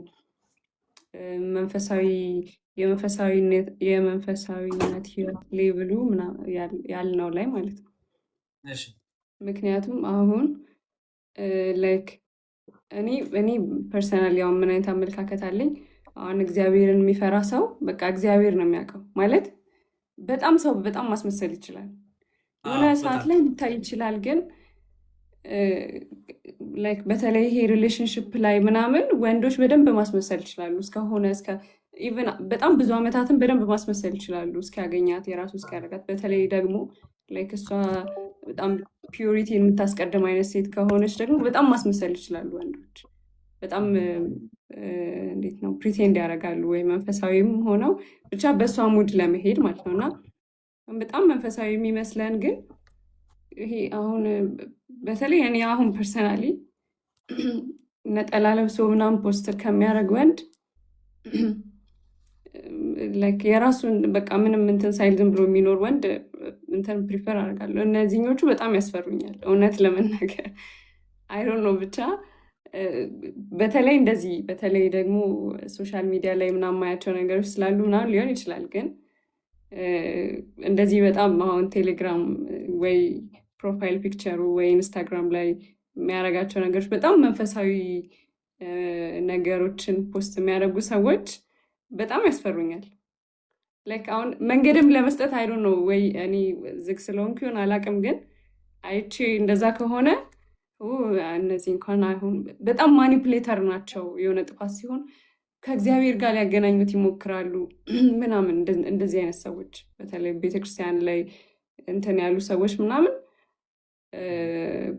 በቃ በጣም ማኒፕሌተሮች ናቸው። የሆነ ነገር ሙቭ ያደርጉታል። ላይክ ወደ አሁን ማለት ምድራዊ ነገር ላይ ስንኖር ራሳችን ኃላፊነት የምንወስዳቸው ነገሮች አሉ። የሆነ ሰው ጥፋት ሲያጠፋ ምን ሲልም እግዚአብሔር ከሰማይ መጥቶ ሰይጣን እንትን ብሎ ምናምን ላይሆን ይችላል። እንደዛ የለም እያልኩኝ አይደለም፣ ግን ሰው ራሱ ኃላፊነት መውሰድ የራሱ ፈቃድ የተሰጠው ሰው ነው።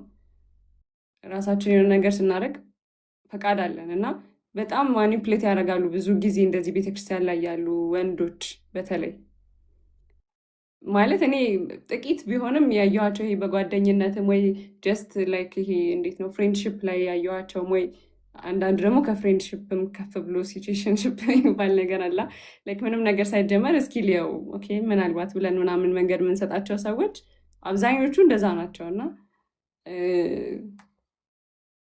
ቅድሞም መንፈሳዊ ህይወቱ ምናምን ያልከው ለዛ ነው። እኔ ይከብደኛል። እኔ ብዙ ሴቶች አሁን ኮመንት ላይም እያየው ነበር በጣም ብዙ ሴቶች እንደኔ ያስባሉ። እና ሀው እንዴት ነው አሁን ሰው ይሄ መጀመሪያ ስንተያይ ነው ላይክ ሪሌሽንሽፕ ከገባን በኋላ ምናምን ሳይሆን መጀመሪያ ስንተዋወቅ መጀመሪያ ስንተያይ አሁን ቤተክርስቲያን መሄዱ አለመሄዱ ማተር ላያደርግ ይችላል። ለእኔ ማለት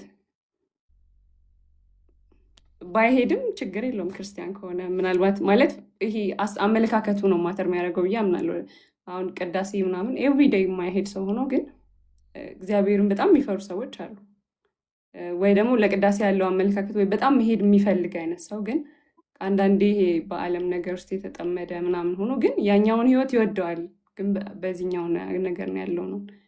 እና ገና ለመተያየት ይሄ ማተር ያደርጋል። አሁን ለመተያየት ገና መንፈሳዊ ይሄኛው መንፈሳዊ ሰው ነው ምናምን የሚለው ነገር ማተር ያደርጋል። እሱን ማየት አለብኝ። ረዥም አደረኩት ለማውራት። ችግር የለውም። እሺ ሰው እኔ እንደዚህ አይነት ነገር ቢያጋጥም እንዴት አይ ቲንክ ዝም ብሎ የቅንጥ ምንድን ነው እንደ ህንድ ፊልም የሌለ የፍቅር ህይወት ከሚያሳዩ ከምናወራ የእውነታውን አይደለም የምናወራው። እውነታ ህይወት ይለውጣል። በጣም ጥሩ። የብዙዎች ሰዎች ችግር ልንገርሽ ምን እንደሆነ። እኔ አሁን ያን ስቴጅ አልፌ ስለመጣው ነው የምነግርሽ። የብዙዎች ሰዎች ችግር ምንድን ነው? እህትና ወንድምነት ላይ አይሰሩም።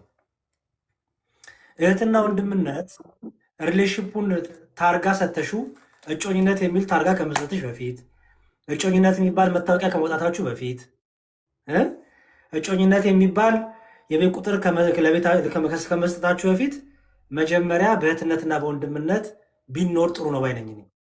በእህትነትና በወንድምነት ቢታይ በቃ ያ ሰው ጓደኛ ሆኖ ኖርማል እህት ኖርማል ወንድም ሆነ። ምክንያቱም ብዙ ጊዜ ለእጮኝነት ሰው ስንፈልግ የምናሳየው ባህሪ አለ እንዳልሽው ቅድም። እህትና ወንድም እየሆንን ግን እውነተኛውን ነገር ነው የምናሳይሽ። ምክንያቱም ምንም ኤክስፔክቴሽን የለንማ አይደል? ምክንያቱም እህትና ወንድምነት ነው። ብትመጪ ብትቀሪ ምንም ይጎዳኝ ነገር የለም አይደል? ሪሌሽንሽፕ ሲታሰብ ግን እጅ ማስገባት ያን ሰው ወደ እጅ ማስገባት የራሴ ማድረግ ስለሆነ ሁሌም በያዝድ የሆነ ነገር ይመጣል። ያልሆንኩትን ሆንኩ ማለትም ልጀምር ይችላሉ። አይሹ ያልኖርኩትን ነገር ለመኖር በቃ የሆነች ነገር በቃ ቶሎ አንቺን ለመማረክ ብቻ አንቺ ትማረኪበታለሽ፣ ወደ እጄ ትገቢያለሽ የሚለውን ነገር ይሞከራል። በሁለቱም ሳይድ ማለት ነው። ኦኬ መሞከራቸው አይከፋም ባይዘው፣ ምክንያቱም ከፍቅር ሊሆን ይችላል። ከተንኮል የሚደረገው ነው እኔ የምጠላው። ያቺ ሴት እጅ ገብታ ከዛ በኋላ በቃ ልክ የትዕማር ታሪክ ትዝ ይልሻል? የትዕማር ታሪክ እንዴት ጸባይኛ እንደነበረ ከሷ ከመተኛቱ ጋር በፊት እንዴት የወዳት ይንከባካት እንደነበረ ከዛ ግን አብሯት ከተኛ በኋላ ምንድን ነው ያለው? ከመጀመሪያ ከወደዳት ውዱ በላይ ጠላት ይላል። ለካ ያ ሁሉ እንክብካቤ፣ ያ ሁሉ ፊት፣ ያ ሁሉ በቃ ፈገግታና ያ ሁሉ ለካ ቃላት አብረው እስክተኛ ድረስ ነበረ። እሺ እንደዚህ አይነት ሰዎች አሉ። እኔ መጀመሪያ እህቶችን አድቫይዝ የማደርገው በእህትነትና ማንም ሰው ሲመጣ ወደ ህይወታቸው ትንሽ ያረጋጉት። ኦኬ መልአክ መስሎም ይምጣ፣ የሆነ ሰባኪም ሆነ ይምጣ፣ ዘማሪም ሆነ ይምጣ፣ አረጋጊው። እኔ አሁን ለእህቴ መክሮ ነው መግሽ በቃ ማረጋጋት። ገባሽ? ምክንያቱም ጉዳቱ ዋይ ስናየው የሴቶች ጉዳት ይበዛል አይደል? የእናንተ ጉዳት ይበዛል። አንደኛ በተፈጥሮም ልባችሁ ቶሎ ትሰበራለች። ቲማቲም ናት፣ ቶሎ ትጎዳለች፣ ስርጉድ ትላለች ቶሎ። ያ በራሱ በጣም ብዙ ተስፋ ያስቆርጣቸዋል። ሁለተኛ በተለይ ደግሞ ይሄ መተኛቱ ከመጣ ደግሞ የሰውነት መርከስ፣ በቃ አለመፈለግ ስሜት ውስጥ ትገቢያለሽ። አይሹ ከወንዱ ልጅ ሴቷ ብዙ ነገር አለባት። በአንድ ህይወቷ ብዙ ነገር ይመሰቃቀላል። ስለዚህ ሴቷ ብታረጋጋው ባይነኝ፣ በደንብ ብታረጋጋው። በቃ ይሄ አለመቸኮል፣ ዲያቆን ነው ዘማሪ ነው ሰባኪ ነው ብሎ የሆነ ሰፋ ለማለት ረጋ ማለት የህይወት ጉዞ ስለሆነ ትዳር ስለሆነ ንጽህና ቅድስና ስለሆነ ነገ ልጆች አባት ስለሆነ፣ ስለዚህ ከአሁኑ ማረጋጋት። ስለዚህ ማድረግ ያለብሽ እኔ ብዬ የማስበው አንደኛው እንዲያውም እንዳትሸወዱ የሚሸውደውን ሰው ራሱ ማስተካከል የሚቻለው እና ማንነቱ ማወቅ የሚቻለው እህትነትና ወንድምነት ለጊዜው በማድረግ ያን ሰው ማወቅ ትፈልጊዋለሽ አይደለ? ግን ያን ነገር ሳታሳይ ጥበበኛ መሆን፣ ዘዴኛ መሆን። ምክንያቱም ለምትፈልጊው ሰው ያ ሰው እውነተኛ ነው የሚለውን በተሰጠሽ አእምሮ እኮ ቼክ ማድረግ አለብሽ። እንደዛማ ከሆነ ከእንስሳት የተለየ አእምሮ ለምን ተሰጠን? እግዚአብሔር ለምን አዋቂ ያደረገን? በፊት ክፉና ደጉ አለ ወደፈለግከው ጅንስ ነድ የሚለው እኮ እውቀት ነው አይደለ? የክፉ እውቀት ነው፣ የደግ እውቀት አይደል ነው። ስለዚህ የመጀመሪያው እህትና ወንድምነት ላይ ስለማይሰራ በቃ ቶሎ ሰፍ ተብሎ ስለሚገባ በኋላ ላይ አንቺ እንዳልሽ ይመጣል። ምን እሱ እኮ ዲያቆን ነው ግን ሸወደ፣ እሱ እኮ ሰባኪ ነው ግን ነጠላ ለባሽ ነው ግን እንዲሆነ የሚል ነገር ታያለሽ። ስለዚህ የመጀመሪያው ይሄ ቶሎ ስሜታዊ ሆኖ ቶሎ የሚጀመረው ነገር ፊሽካ ሳይነፋ ጥይት ሳይተኮስ የሚሮጠው ነገር ችግር እያመጣ ስለሆነ ነው። ስለዚህ አንደኛው ይሄ። ሌላው አንዳንድ ሰዎች በጣም ስለሚወዱሽ በጣም በቃ ትክክለኛ ሰዎች እኮ ናቸው ለአንቺ አንቺን እጅ ለማስገባት የሌለ ህይወት። ለምሳሌ መንፈሳዊ ሰው አልነበረም እንዳልሽው ክርስቲያን ነው፣ መንፈሳዊ መሆን ይፈልጋል። ለምሳሌ አንቺን ሲያይሽ መንፈሳዊ ነገር ትወጃለሽ። ስለዚህ ለአንቺ ሲል መንፈሳዊ ነገር መውደድ ይጀምራል። ገባሽ? አስተውይ። ለክፋት አይደለም እንደዛ የሆነው፣ ለተንኮል አይደለም። አንቺ ግን የምትወጂውን ነገር ወዶ አንቺን እጁ ለማስገባት ማለት ነው። እንደዚህ የሚያደርጉ በጣም የዋህ ቅን ልብ ያላቸው ሰዎች አሉ። በቃ ያን ማለት የዋህነታቸውን የምታዩ አንቺ የምትወጂውን ነገር ለመሆን እየሞከሩ ነው። ገባሽ? በቃ አንቺ በጣም ያሳዝኑ እንደዚህ አይነት ሰዎች በጣም የራሳቸውን ነገር ጥለው የራሳቸውን ነገር ትተው በቃ ኖሃ ዝማሬ ተወዳጅ። ስለዚህ ከዚህ በኋላ እኔ ዘፈን በደረሰበት አልደረስም። በቃ መዝሙር ነው የማዳምጠው በልባቸው አንቺን ይዘው ማለት ነው። ገባሽ? አንዳንዴ በእነዚህ ውስጥ የእግዚአብሔር ፍቃድ ሊገለጥ ይችላል። በአንቺ ምክንያት እነዚህ ሰዎች ወደዚህ ህይወት ሊመጡ ይችላሉ። አይሽ በአንቺ ምክንያት መንፈሳዊ ነገር ጣፍቷቸው በዛው ይቀራሉ። እንዲሁም እንደዚህ የሚያጋጥሙሽም አሉ። የሆነ ልክ ከገባሽ በኋላ ስታያቸው ሸርተት ቢሉብሽ ወይ ደግሞ ትክክለኛ ማንነታቸው ብቅ ቢል እውነት ለማታለል ፈልገው ምናምን ላይሆን ይችላል። ሁሉም ክፉ ናቸው፣ ሁሉም ተንኮል አስበው ነው ብዬ አላምንም። እኔ ተንኮል ያሰበው የትኛው መሰለሽ? ኧረ እኔ በተክል መጋባት የምፈልገው ብሎሽ በኋላ ላይ ግን ከገባሽ በኋላ ሁሌም በሆቴል በር የሚያሳልፍሽ፣ ሁሌም የሆነች ሆቴል በር ጋር የሚያቆምሽ እንደዚህ ለተንኮል አንቺን ለማርከስ አንቺን ለማስወጣት የሚሄድ ሰው አለ። ለተንኮል ማንነቱን ቀያሮ ይመጣ። አንዳንድ ሰው ግን አንቺን ለማግኘት ከመጓጓት አንቺን እንትን ለማለት ከመጓጓት መንፈሳዊ ሕይወት ውስጥ ይገባል። በአንድም በሌላም ወደ መንፈሳዊ ሕይወት ውስጥ እንገባ አይደለ ኑሐሚን? በተለያየ መልኩ እንገባለን። ባይዘው በተለያየ መልኩ እንገባለን። መንፈስ ቅዱስ ያበረታው ይጸናል፣ በዛው ይቀጥላል ማለት ነው። ኦኬ፣ በጣም ጥሩ። ስለዚህ እንደዚህ አይነት ደግሞ ሰዎችም አሉ። እነዚህ ሁሉ ግን አሁን የምትለዩ በምንድን ነው ኑሐሚንዬ? ቅድም እንዳልኩሽ በፍሬና ከዛ ጊዜ በመስጠት ያችን ታይም ኢንተርቫል ያችን የወንድምነትና የትነት ጊዜ በመስጠት ገባሽ? መጥቶ የሆነ በጣም ታዋቂ ሰው መጥቶ ሲጠይቅሽ እሺ አለ ማለት እኔ እንደዛ ነው መክሽ። ቆይ እስቲ እንቆይ። እኔ ወንድሜ የሆነ አላየሁም እኮ ብዙዎች ወንድምና እህትነታቸውን ሳይታዩ ነው የተጋቡት። ስለዚህ እኔ በጣም በወንድምነትና በእህትነት ላይ መስራት በጣም አምናለሁ። ትክክለኛውን ማንነት ታይበታለሽ። ኢቭን ወደ ትዳር እንኳን ስትሄጂ እንዴት ማገዝ እንዳለብሽ ታያለሽ። ቅድም ያደረግሽውን ጀነራላይዜሽን ያሉ አልቀበለውም። ነጠላ የለበሱ ሁሉ የሚለውን ነገር አልቀበለውም። ምክንያቱም የሰውነት ማንነት የመንፈሳዊነት መገለጫው ነጠላ መልበስም አለመልበስም አይደለም። ትክክለኛ ዓላማ ያለው ሰው መገለጫው ራቁቷን ስለወጣች ነጠላ ስላለበሰችም አይደለም፣ ነጠላ ስለተካነበችም አይደለም። ትክክለኛ መገለጫው ፍሬ ነው። እባብ ከላይ ቆዳው ያምራል፣ ውስጡ ግን መርዛማ ነው። ቆዳውን አሳምራ የመጣች ሴት፣ ፏ ብላ የመጣች ሴት እሷ እኮ ትክክለኛ ናት አይባልም፣ መስፈርቱ እሱ ስላልሆነ። ክፉም ናት አይባልም፣ መስፈርቱ እሱ ስላልሆነ። መስፈርቱ ፍሬው ምንድነው ነው? ህይወቱ ምንድነው ነው? ኑሮ ምንድነው ነው? ስለዚህ እኔ ቅድም ያደረግሽው ጀነራላይዜሽን ፐርሰናሊ አልቀበለውም። በጣም መልካም ወንዶች አሉ፣ በጣም በጣም በጣም በጣም በጣም በጣም ክፉ ወንዶችም አሉ፣ በጣም ክፉ ሴቶችም አሉ፣ በጣም መልካም ሴቶችም አሉ። በብዙ በትንሽ ክፎች ብዙዎችን አልጨፈልቅም። ኢቭን ብዙ ክፉ እንኳን ቢኖሩ መልካሞቹ ለእኔ ትልቅ ዋጋ አሰጣቸዋለሁ። ምክንያቱም መጽሐፍ ቅዱስ እንደሚለው በህይወት መንገድ የሚሄዱ ሰዎች ብዙዎቹ አይሉም ተብሎ ትንሽ ሰው ነው የሚሄደው አይደል? ተመልከቱ የተባለው ያችን ትንሽ ሰው ነው አይደል? እንድንጸና በቃ። ስለዚህ ይሄ ውስጥሽ ጥበበኛ ይሁን፣ ውስጥሽ ልባም ሁኝ እንጂ ፈሪና ተጠራጣሪ እንዳትሆኑ።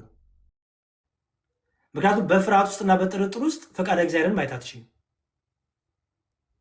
ይልቅ ያዝ ለቀቅ እያደረግሽ ያንንም ይህንንም እየሞከርሽ ሽብሬንም ሜሮንንም እየሞከረ ኤልያስንም ገመቹንም ማነው ሽመልስንም እየሞከርሽ አሁንም አየሽ የሚሆነው ምንድን ነው? ኦኬ አንድ ሰው ወደ ወዲሽ መጣረን። ኦኬ ወደ ወዲሽ ያ ሰው ከመጣ ምንድን ነው ማድረግ ያለብኝ? የመጀመሪያው ይሄ ነው የሚሰራው የቤት ስራ። የመጀመሪያው በእህትና በእህትና ወንድምነት ላይ ትንሽ ልስራ፣ ልወቀው፣ ማንነቱ ምንነቱ ልወቀው። ኦኬ ከዛ በኋላ ደግሞ ቀስ የተባለ ደግሞ ኦኬ ይሄ ልጅ እፈልገዋለሁ፣ እወደዋለሁ፣ ይወደኛል፣ ትክክል ነው ፍቅራችን። ኦኬ ከዛ ወዴት እናምጣው? እንዴት አድርገን ወደ ንስሐ፣ ወደ ምክረ ካህኑ፣ ወደ ቅድስና ህይወት እንዴት እናምጣው የሚለው ደግሞ የቤት ስራ ስለች ማለት ነው። አብሮሽ የሚሰራው ያ ሰው መልካም ነው። እውነቱን ለመናገር እኔ በዛ ነው የማምነው እንጂ የሰው ልጅን አጥንተሽም አጨርሹ። ኢቭን በጣም ፐርፌክት የምትይው ያገኘሽው ራሱ ትዳር ላይ ገብቶ አዲስ ባህሪ ያመጣብሻል። እኔ እርግጠኛ ነኝ ለሚስቴ ተናገሪ ብታያት እዚህ ፐብሊክሊ ባትናገሩም ይሄኔ በስልክ ብትደዋወሉ አዲስ ባህሪ አይታብኝ ሊሆን ይችላል። ገባሽ? ያልጠበቀችው እንዲህ ነው እንዲህ ያሬድ ትችላለች። ግንስ ያ ማለት ግን አጭበርባሪ ነኝ ማለት ነው አይደለም። ሌባ ነኝ ማለት ነው አይደለም። አይሹ የሰው ልጅ በጣም ገና ብዙ ብዙ ብዙ ብዙ ብዙ ተጠንቶ አያልቅም። እንኳን ሰውን ብዙ አጥንተን ያልጨረሳቸው ብዙ ነገር አለ። ትልቁ ነገር በቃ መጠንቀቅ፣ ልባም መሆን፣ መጠንቀቅ፣ እኩል መስራት፣ ጸሎት ማድረግ፣ እግዚአብሔርን መጠየቅ፣ ያ ሰው አብሮሽ በነገሮች ሁሉ እንዲሳተፍ ማድረግ፣ አብሮ ማደግ፣ አብሮ በመንፈሳዊ ሕይወትም በዓለማዊ ሕይወትም ማደግ፣ በእውቀትም በብስለትም በጥበብም አብሮ ማደግ። ሬድ ፍላጎች ካይሽ ደግሞ በቃ ክርስቲያን ነሽ፣ ጥበበኛ ነሽ፣ በፊትሽ ክፉና ደጉን አስቀምጧል እግዚአብሔር፣ ሁቺስ እውቀት ሰጥቶሻል አረ በቃ ብለሽ ላጥ ማለት እግዚአብሔር ይርዳ። የኔ ጌታ ፓፓያ ከሆነ ስሙ የኔ ፓፓያ እግዚአብሔር ይስጥ። ስለነበረ ጊዜ አመሰግናለሁ። እኔ በዚህ ህይወት ውስጥ የእግዚአብሔርን ፍቃድ እያየሁ አይደለም። በቃ ያንተም የኔም ጊዜ መባከን የለበትም። እግዚአብሔር በነገሮች ሁሉ ከአንተ ጋር አይሁን። መልካም ወንድሜ፣ መልካም እህቴ የሆነ በዚህ ባለን መመካከር ብንቀጥል ደስ ይለኛል። ምክንያቱም ክርስቲያኖች ጠላት የላቸውም ብሎ አቋምን ግልጥ አድርጎ መውጣት ነው። አቋም በጣም በጣም አቋም ግዴታ ነው። ኑሐሚን አቋም ይሄ በቃ ዝም ብዬ እስቲ እሱ ስሜቱ እንዳይጎዳ እንዲው በቃ ካልሽ እድሜ ነው የምታበክ። ምክንያቱም ኦልሬዲ ልብሽ የለም እኮ ስሜቱ እንዳይጎዳ ነው ቁጭ ያልሽው። የልብሽን ይሞላ ሰው ሲገኝ እኮ ጥለሽ ትሄጃለሽ። ሴቶች ደግሞ ጎበዝ ናችሁ በዚህ። ስለዚህ በደንብ በቃ ያን ነገር በደንብ የሚሆን ከሆነ የሚሆንበትን ነገር ሁሉ ዋጋ መክፈል፣ የማይሆን ከሆነ ደግሞ አይሆንም ብሎ በቃ በጊዜ ወደ የራሳችን ህይወት መሄድ፣ እንደዛ ነው የሚሻለው። ሌላ ነገር ውስጥ አይገባ። ለዚህ ነው የአንድ የንስሐ አባት ሲኖር ጥቅሙ ይሄ ነው። ኦኬ እሺ፣ አንድ ጥያቄ ልጠይቅ። ፐርሰናል ከሆነ በሌላ ሰው መመለስ ትችላለህ። ፐርሰናል ነው ለጋሰው። ግን አሁን ለምሳሌ ማለት እኔ ማወቅ ስለፈለግኩኝ ነው አይምሬ ላይ ስለመጣና ኢፍ ላይክ ሪሌሽንሽፕ ዲስታንስ ሪሌሽንሽፕ ከሆነ በምን ዌይ ነው? ምክንያቱም ከባድ ይመስለኛል ላይክ ፊዚካል እንትን ሳይኖር ነው ረዥም ዓመት በዲስታንስ ማሳለፍ ሊኖርባቸው ይችላል፣ 2-3 ዓመት ምናምን። እና እንዴት ነው ላይክ ማስኬድ የሚችሉት? ምክንያቱም እንጃ ቀላል አይመስለኝም። ለመጀመር ራሱ ቀላል አይመስለኝም። በጣም ከባድ ነው። በጣም ከባድ ነው። ግን ምንድነው ማድረግ ያለባቸው መሰለሽ? ሰዎች በአጋጣሚ ሊታወቁ ይችላሉ። ፈቃድ እግዚአብሔር እንዴት እንደሆነ አናውቀውም። የማይገናኝ ሀገር ያሉ ሰዎች እግዚአብሔር ፈቅዶ ሊያገናኛቸው፣ እግዚአብሔር ያገናኘውን ሰው ስለማይለይ እግዚአብሔር በብዙ መልኩ ሊያገናኝ ይችላል አይደለ? ኦኬ ዲስታንስ ሪሌሽንሽፕ ስለሆነ የመጀመሪያው እንዳልኩሽ ያሉት አሁንም የዲስታንስ ሪሌሽንሽፕ ላይም እህትና ወንድምነት ይሰራ ባይነኝ ነው። ምክንያቱም አሉ በጣም ቤስት ፍሬንድ የምትየለም በቃ ማውራት የምትፈልጊው ማማከር የምትፈልጊው እንደዛ በዛ ከዛ ቢጀምር ጥሩ ነው። አሁን የብዙዎች ዲስታንስ ሪሌሽንሽፕ ቶሎ የሚቆመው ለመሰለሽ ወዲያውኑ ገና ስልክ ተቃይረው ሲደዋወሉ ኦልሬዲ አፈቅርሻለሁ አፈቅራለሁ ተብለዋል። ገባሽ? ያ ምን ያደርገዋል መሰለሽ? ወንድምነት እህትና ትሰራ ቤስት ፍሬንድ ሆነው እየተመካከሩ በቃ ብዙ ነገር እየተወያዩ አላሳለፉም እነዚህ ሰዎች። በቃ ስልክ እንደተነሳ እንደታወሩ የተጀመረው ፍቅሬ ነው፣ ወድሻለሁ ነው፣ ወደድኩ ነው፣ አማርሽ ነው፣ አማርኬ ነው፣ አለቀ። አዩ ያ ነገር ስለሆነ ብዙ ጊዜ ብዙ ፈተና ያጋጥመውና በቃ ሽምርምር ብሎ ይቀራል ያ ነገር። ስለዚህ የመጀመሪያውን ይሄ ምን ሆነ ለዲስታንስሽፕም በተቻለ መጠን ቤስት ፍሬንድ ሆነ ይጀምሩ። ለምሳሌ አንድ ሰው በውስጥ ጻፈልሽ ለይሴ ታውቂያለሽ፣ አንቺን በኦንላይን እንበል ኦኬ፣ ታውቂያለሽ በኦንላይን እሱም ያቅሻል ውስጥሽ ግን ፍላጎቱ አለ እንበል ኦኬ፣ አታውሩ ምን አትሉም፣ ውስጥሽ ፍላጎቱ አለ። ከዚህ ሰው ጋር ማውራት ፈለግሽ፣ ይህን ሰው መቅረብ ፈለግሽ። ስለዚህ መጀመሪያ የሚደረገው ምንድን ነው? ይህ ሰው ማን ነው አይደለ መሆን ያለበት። ስለዚህ ማን ነው ከሆነ ማን ነው የሚለው የሚጀመረው በእጮኝነት ነው አይደለም። ስለዚህ ማን ነው የሚለውን በወንድምነት፣ በእህትነት፣ በጓደኝነት፣ በኖርማል ሪሌሽንሺፕ መጀመር በስልክ ያለውን ነገር ማውራት፣ መታወቅ። ከዛ በኋላ ታይሙ ሲደርስ ራሱ ህሊናሽ፣ አይምሮሽ ልባም ሴት ስለሆንሽ ታይሙ ሲደርስ ይሄ ሀሳብ ነበረኝ። ምንድን ነው ያንተስ ሀሳብ? ባይዘው ይታወቃል። ተቀርሻለ መቼም ጅል አይደለንም። በደንብ ይታወቃል። ያ ሪሌሽንሽፕ ወዴት ይሄ እህትና ወንድምነቱ እያደገ ወደ እጮኝነት ሲመጣ ይታወቃል፣ ያስታውቃል አይደል? የምታወሪው የምትዳዊበት ሰዓት ሁሉ ያስታውቃል። በቃ አለ ብቻ ያስታውቃል። እንዲህ ነው ብዬ ፎርሙላ አላውጣልሽም፣ ያስታውቃል። ያን ከጨርሷል። እዛ ስቴጅ ከገባ በኋላ እኔ ትልቁ ስራ የምለው በተለይ እጮኝነት የሚለው ከተጀመረ በኋላ ነው። ምክንያቱም እሱ ምን ይፈልጋል መሰለሽ፣ በጣም በቃ ኮኔክሽኑ መኖር አለበት። ስለዚህ ነው የመጀመሪያው የምለው ብዙ ባይርቅ፣ ይሄ የሚገናኙበትና ወደ ትዳር የሚሄዱበት ክፍተቱ አመቱ ብዙ ባይርቅ ባይ ነኝ። ቶሎ ወደ ትዳር ተጠቃለው የሚሰበሰቡበት ነገር ቢመቻች። ኦኬ 1 ዓመት 2 ዓመት ኦኬ ሴንስ ሊሰጥ ይችላል። በዛ 1 ዓመት 2 ዓመት ግን ቁም ነገር ይሰራበት። ለምሳሌ እቅዶቹ ይጡ፣ ገባሽ? ቤተሰብ ይተዋወቅ። ከቤተሰብ ጋር ለማስተልቅ የማታወቅ ደረጃ ሲደረስ ማለት ነው። እርግጠኛ ስትሆኝ ቤተሰብ ለቤተሰብ ይተዋወቅ በደንብ። አንቺም ለምሳሌ አንቺ ከሆንሽ ኢትዮጵያ ያለሽ፣ እሱ ሌላ ሀገር ከሆነ ያ ኢትዮጵያ ስላለሽ ነው አንቺ ስለማቅ እሱ ሌላ ሀገር ነው ብለን እናስብ። ሌላ ሀገር ካለ የእሱ ቤተሰቦች ሄደሽ አግኚ፣ ጠይቂ። የአንቺን ቤተሰቦች የእሱ እህቶች ሊሆኑ ይችላሉ፣ ወንድሞች ያግኙ፣ ይጠየቁ። ገባሽ? በቃ ምክንያቱም ኦልሬዲ እናንተ ምን ስለወሰናችሁ ነው? ግን ትዳሩን ስለወሰናችሁ ማለት ነው። ኦኬ እጮኝነቱ ላይ በተቻለ መጠን እንዳልኩሽ አሁንም ደርሰሽ ነው ደወለብሽ። ቻርጀር ስልክ ሊዘጋ ነው እንጂ እኮ ስልኬን ሰክቼ እኮ ነው። አላየሁትም ነበረ። አሁን ሳየው 4%። ያ እና እሱን ማድረግ ምንድነው ዲስታንስ የሌለው ችግር። ብዙ ሰው ታወሪያለሽ፣ እሱን መቀነስ፣ እሱን መተው።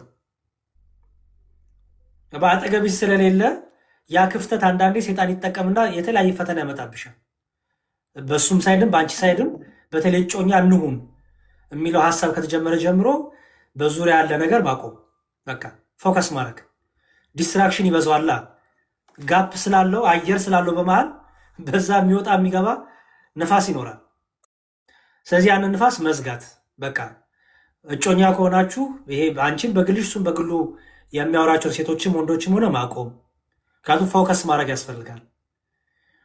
ኦኬ ፎከስ አድርጎ ይሄን ከት ማድረግ በራሱ ማናገር ነው። በቃ ማለት ምንድነው ማቆም ያለብኝ? ከእሱ ጋር ሲጀምር ማቆም ያለብኝ ነገር ምንድን ነው? አንደኛው ከሌላ ወንዶች ጋር ማውራት ማቆም አለብሽ፣ እሱ ማቆም አለበት። ሁለተኛ የምታወሩት ነገር ከወደፊቱ ጋር የተያያዘ ነገሮች ቢወራ ጥሩ ነው ባይነኝ። ዝም ብሎ ወድሻለሁ፣ ወዳለሁ፣ አፈቅሽኝ ምናምን በቃ ሳይሆን ህይወት ይወራ እንጂ በቃ ህይወት አለ አይደለ? አሁን ብትገናኝ በአካል የምታወሪው በቃ ስለ ህይወት ማውራት፣ ስለ እቅድ ማውራት ምንድን ነው? ለምሳሌ መቼ ነው የሚመጣው? እሱ መምጣት አለበት ኳል መጥቶ ማየት አለበት። አንቺ መቼም አሜሪካ ካለ አንቺ እና ያልሽም መቼም እርግጠኛ ነኝ አነስ ዱባይ ምናምን ካልሆነ መምጣት አለበት ግዴታ ነሽ። ሳክሪፋይ ያደርጋል ማለት ነው አይደለ? መስዋዕትነት ይከፍላል አይደለ? በቃ መስዋዕትነት ከከፈለ እኮ ጋፑ ራሱ አያስታውቅም። ባይዘው አይደል? እየመጣ ካየሽ እየመጣ ጥሩ ጊዜ አሳልፋችሁ፣ ይሄ ጥሩ ጊዜ ስልሽ ይሄ ስጋዊ ነገር አይደለም። በቃ ትክክለኛ ወደፊት ባል የልጆችሽ አባት መሆኑን የሚችልበትን ማንነት ጊዜ እያሳለፋችሁ፣ ኮንቨርሴሽን እያሳለፋችሁ፣ ይሄን እያደረገ ለአንቺ ፕሮሰስ እያደረገ አንቺና እሱ የምትገናኙበትን ነገር የሚጠብበትን ነገር እየለፋ ከሆነ በጣም በጣም በቃ በዚህ አይታወቅም ዲስታንሱ። ባይዘው ስራ ካልሰራሽ ግን ዲስታንሱ ይታወቃል። ጭቅጭቅ ካለው፣ ጥርጣሬ ካለው፣ አንቺን በጎን ሌላ ወንድ እሱም በጎን ሌላ ሴት ስትገናኙ የማይረባ ነገር፣ ቅናት፣ ስድድብ፣ ንቀት ምናምን ይሄ ጥርጣሬ ምናምን ካለ በጣም ተራራ ነው የሚሆነው ዲስታንሱ። ሰው ለዲስታንሱ መክፈል የሚገባውን ዋጋ ከተከፈለ ግን አይ ዶንት ቲንክ ዲስታንስ ሪሌሽንሺፕ በጣም በጣም ብዙ ፈተና ይበዛዋል። ግን ዋጋ መክፈል ነው። ዋጋ ከተከፈለ ስኬታማ ነው። ተመልሶልኛል። ወይ አንቺ እኔ እኮ ገና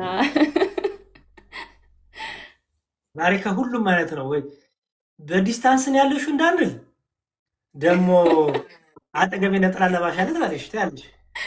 አይ በነጠላ ለባሽ ነው አጠገባል ደግሞ ዲስታንስ ትያለሽ። ለማንኛውም በሁለቱም በኩል እንዳታስሞክሪ። እኔ ግን ያው ነቅቻለሁ በሆነ ነገር ግን ቢሆንም አይ ማለት እኔ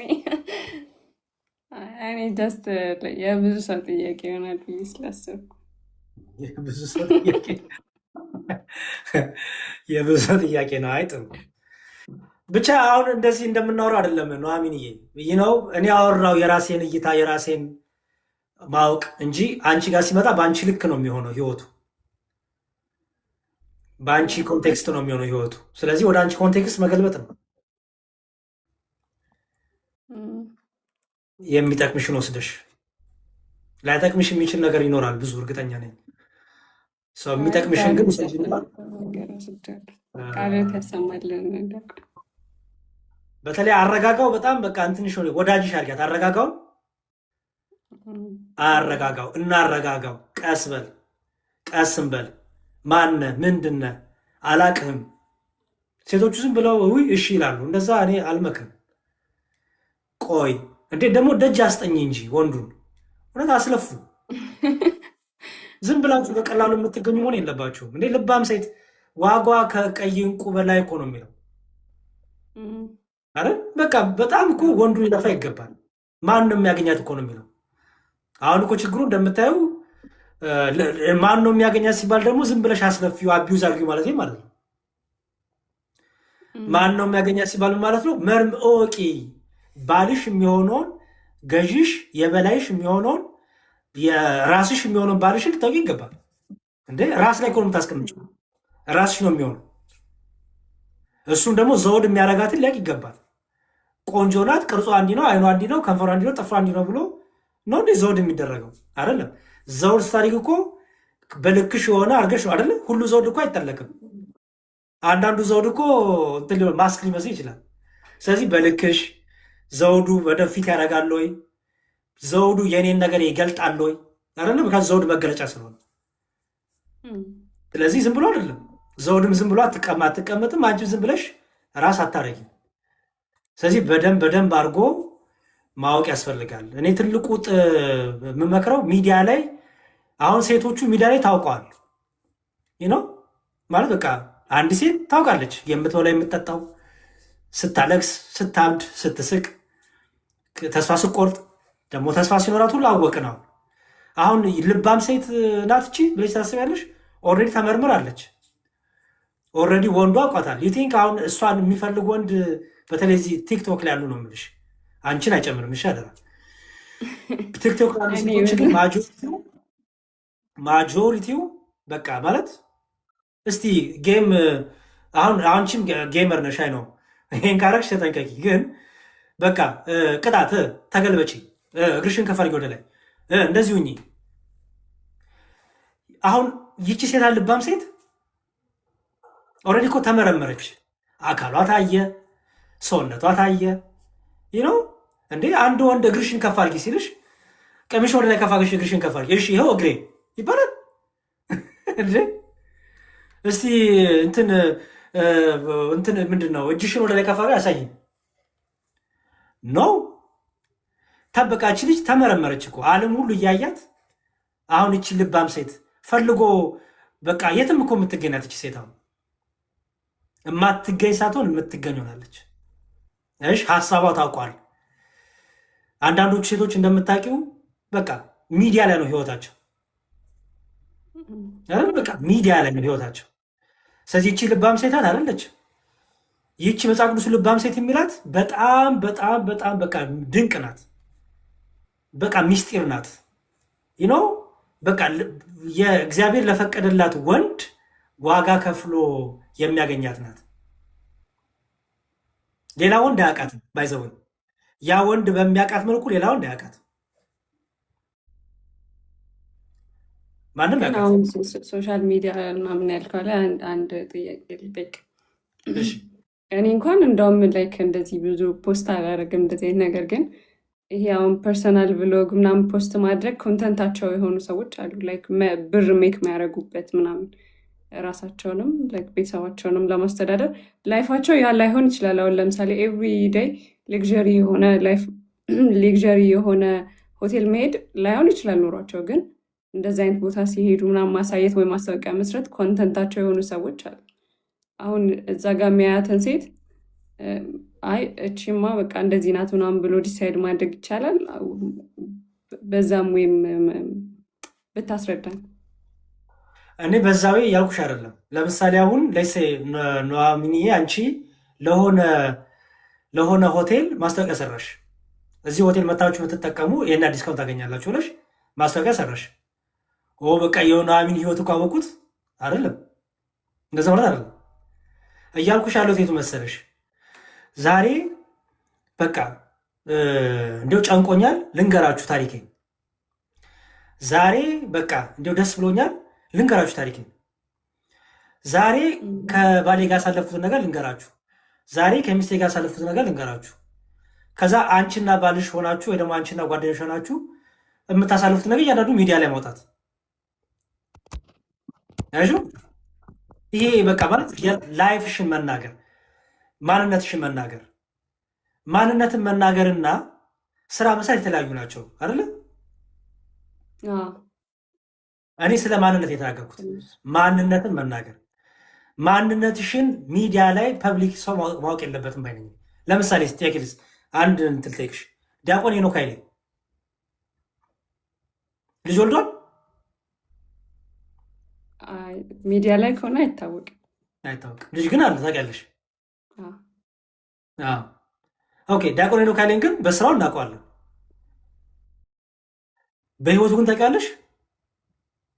ሚዲያ ላይ አናውቀው። አታውቅም። ማንም ፐብሊክ ላይ የእሱን ሚዲያ ህይወት አያውቀው።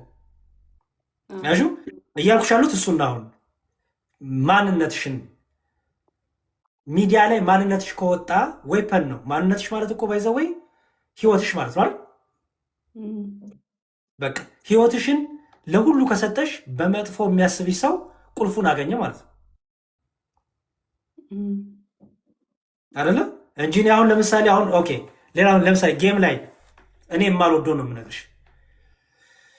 ጌም ላይ ለምሳሌ አይተሽ ከሆነ አንዳንድ ጌም ቅጣት ተብሎ የሚደረግ ነገር አለ አይደል? ኦኬ፣ ለምሳሌ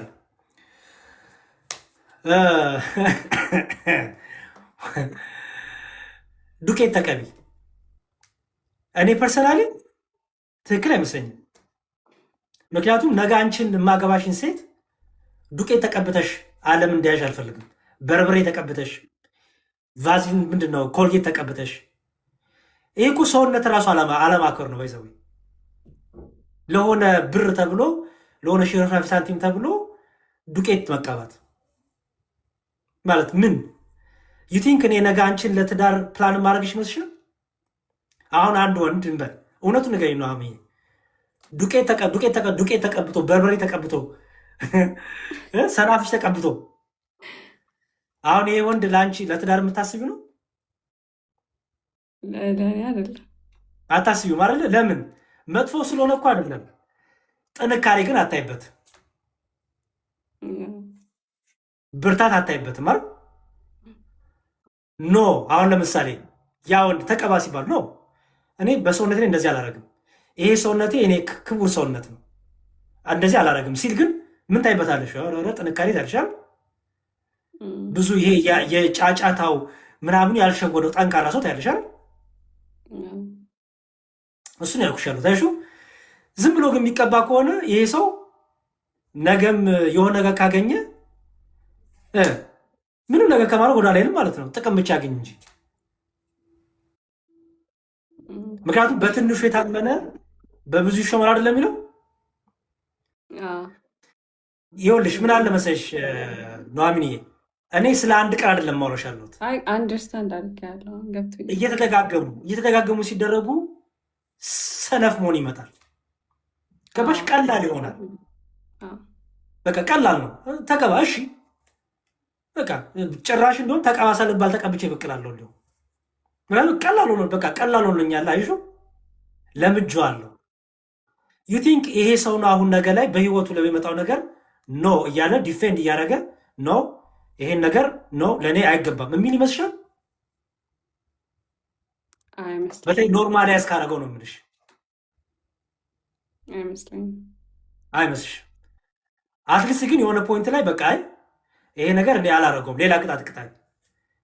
ኦኬ ሻወር ግቢ። ዩ ቲንክ አሁን እሱ ኖርማል ነው አይደለም። አይደለም? ምክንያቱም እስቲ ነገ የምታገቢውን ባል አንድ ሴት በቲሸርት ሻወር ግባ ብትለው ወይ ደግሞ ራቁት ሆነ ሻወር ግባ፣ ወንዶቹ ከላይ ምናምን ብዙም እንደው አናስፎግርም እንበል። ዩ ቲንክ ይህን ሰው ለባልነት ፒክ ታደርጊዋለሽ? አላደረገውም።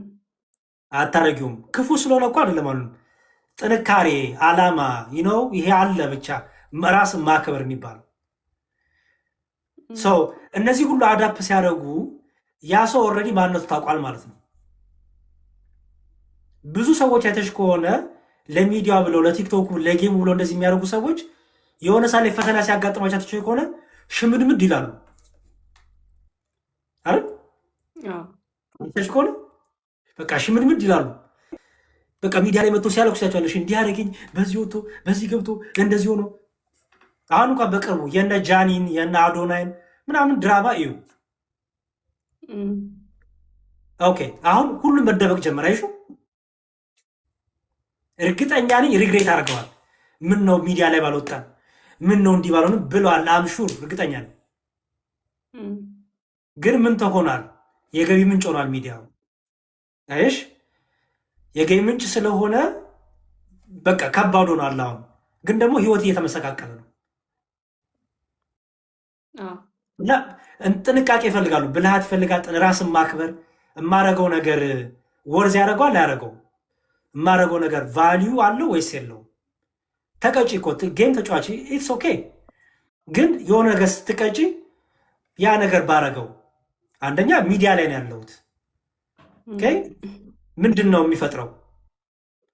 ምንድን ነው እኔ ሌላ ሰው አድርጎት ባየው ምንድን ነው የሚሰማኝ ስሜት? አንቺ ከማድረግሽ በፊት ማለት ነው። ኢትስ ኦኬ ገባሽ? ያ ጌመሩ ሊናደድ ይችላል ምናምን፣ ኢትስ ኦኬ የራሱ ጉዳይ። አርቀሽ ነው ማሰብ ያለብሽ። ቫሊዩን ማሰብ አለብሽ። ወርዝ ያደርገዋል ወይ? ፐብሊክ የሚደረግ ነገር ነው ይሄ ነገር። ፐብሊክ ባደረገው ምንድን ነው ነገ ልጅ ይኖረኛል። ሚዲያ ላይ ተቀምጦ የሚቀመጥ ነው። እናት አባቴ ያዩታል። ታላቅ ወንድሜ ታላቅ እህቴ ታዋለች። ይሄ ነገር እንዴት ነው እነሱ ጋር ሲመጣ? ምክንያቱም እኛ ምንድንን እኔ ስለኔና ስላንቺ ለማውራ ነው፣ ክርስቲያኖች ነን። ገባሽ? ነገ ደግሞ እያሸበሸብን በቃ አይናችንን ሰቅለን መዝሙር የምንሰራ ነን። የሆነ የተምታታ ነገር እንዳይሆን ያንንም በጠበቀ መልኩ፣ ራስንም ባከበረ መልኩ፣ ቫሊዩንም በጠበቀ መልኩ፣ ዲግኒቲንም በጠበቀ መልኩ ማድረግ ትችላለሽ። ጥንቃቄ ይፈልጋል። እነዚህን ካልጠበቅሽ ግን በቃ የሚዲያ ላይፍ ነው። አይኖ ብዙ ሰው ብዙ ጌመር ሊያሳማ ይችላል፣ ግን ደግ አደረኩ ምንም። ምክንያቱም ሲጎዱ እኔ በውስጥ አንዳንድ በጣም ጌመር የሚባሉ ሰዎች በውስጥ የሚያወሩ ነገር ስላለ ነው ይህን የምነግርሽ። ምን ያህል በህይወታቸው ደስተኛ እንዳልሆኑ፣ ምን ያህል በህይወታቸው ጨለማ ውስጥ እንዳሉ፣ ምን ያህል በቃ እንትን እንደሆኑ ስለማቅ ነው የምነግርሽ ያለሁት። ስም አልጠራም፣ ግን ሚዲያ ላይ ሲወጡ ግን እንደነሱ ደስተኛ የለም፣ እንደነሱ ፏ የለም፣ እንደነሱ በቃ ግን ውሸት ነው። እንዴት ከዚህ ራሱ እንደሚወጡ ይጨነቃቸዋሉ። ጭራሽ ግን መውጫ የጠፋቸው ገባሽ? እና እዚህ አሜሪካ ሀገር በጣም ብዙ በአንቺ ዕድሜ ምናምን ቲኔጀሮች ብዙዎቹ ራሳቸውን ያጠፋሉ። ሶሻል ሚዲያ ላሉ ፌመስ ሰዎች በጣም ፌመስ ጌመሮች ራሳቸውን ያጠፉ ብዙ አሉ። በምክንያት መሰለሽ በቃ ማህበራዊ ህይወት ላይ ህይወታቸው ወጣ። ገባሽ? ሰው በምን ያስቆሙት? ደካማ ጎናቸውን ጠንካራ ጎናቸውን ታወቀ። ስለዚህ ደካማ ጎናቸውን እየወሰዱ ሰዎች ይጎዳቸው ጀመር ማለት ቡሊ ያደረጓቸው ጀመር። ከዛ በቃ ራስን ማጥፋት፣ ዲፕሬሽን፣ በቃ መደበቅ፣ ከዛ መንገድ ላይ ሰዎች መጠቋቋም ምናምን፣ ከዛ ሱስ መግባት በጣም በጣም መጥፎ ነው። ብቻ ጥበበኛ ሆነሽ ካለሽው ነገሩ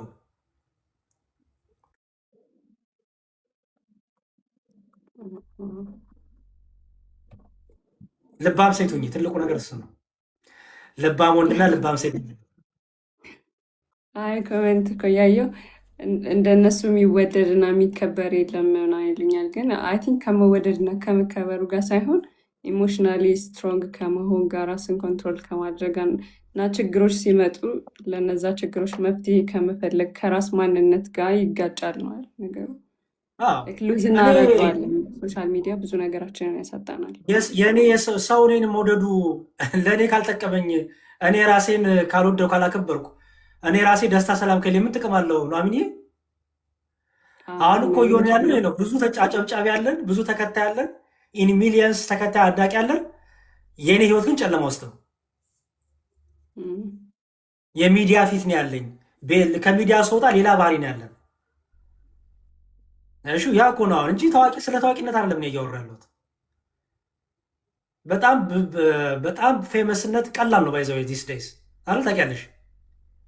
ውይ በጣም ቀላል ነው ፌመስ ነው። ምንም ፎሎ ማግኘት ቀላል ነው። ግን እኔስ ማን ነኝ ነው? እኔ እውነት ደስተኛ ነኝ? ሰዎችን ደስታ ሰጥ ይሆናል፣ ሰዎችን ደስ አሰኝ ይሆናል። እኔስ ግን ከሚዲያ በኋላ ያለው ህይወቴ ምንድን ነው? ስለዚህ ይህን ደግሞ ሰው እያወጣ ስለሆነ ሚዲያ ላይ ከዛ በኋላ ማስቆም ከባድ ነው የሚሆነው እና መጠንቀቁ አሪፍ ነው። ኑሐሚንዬ እኔ በዛ ነው የማምነው። በጣም ድብቅ ማለትን የመሰለ ነገር የለም። ድብቅ ማለትን የመሰለ ነገር እንዴ ምን ይጠቅምሻል? ለምሳሌ እኔ ልጄን አምጥቼ ልጅ ወለድኩ ብዬ እያሳኩኝ እያሰቀስኩኝ ምንድን ነው የሚረባሽ ላንቺ?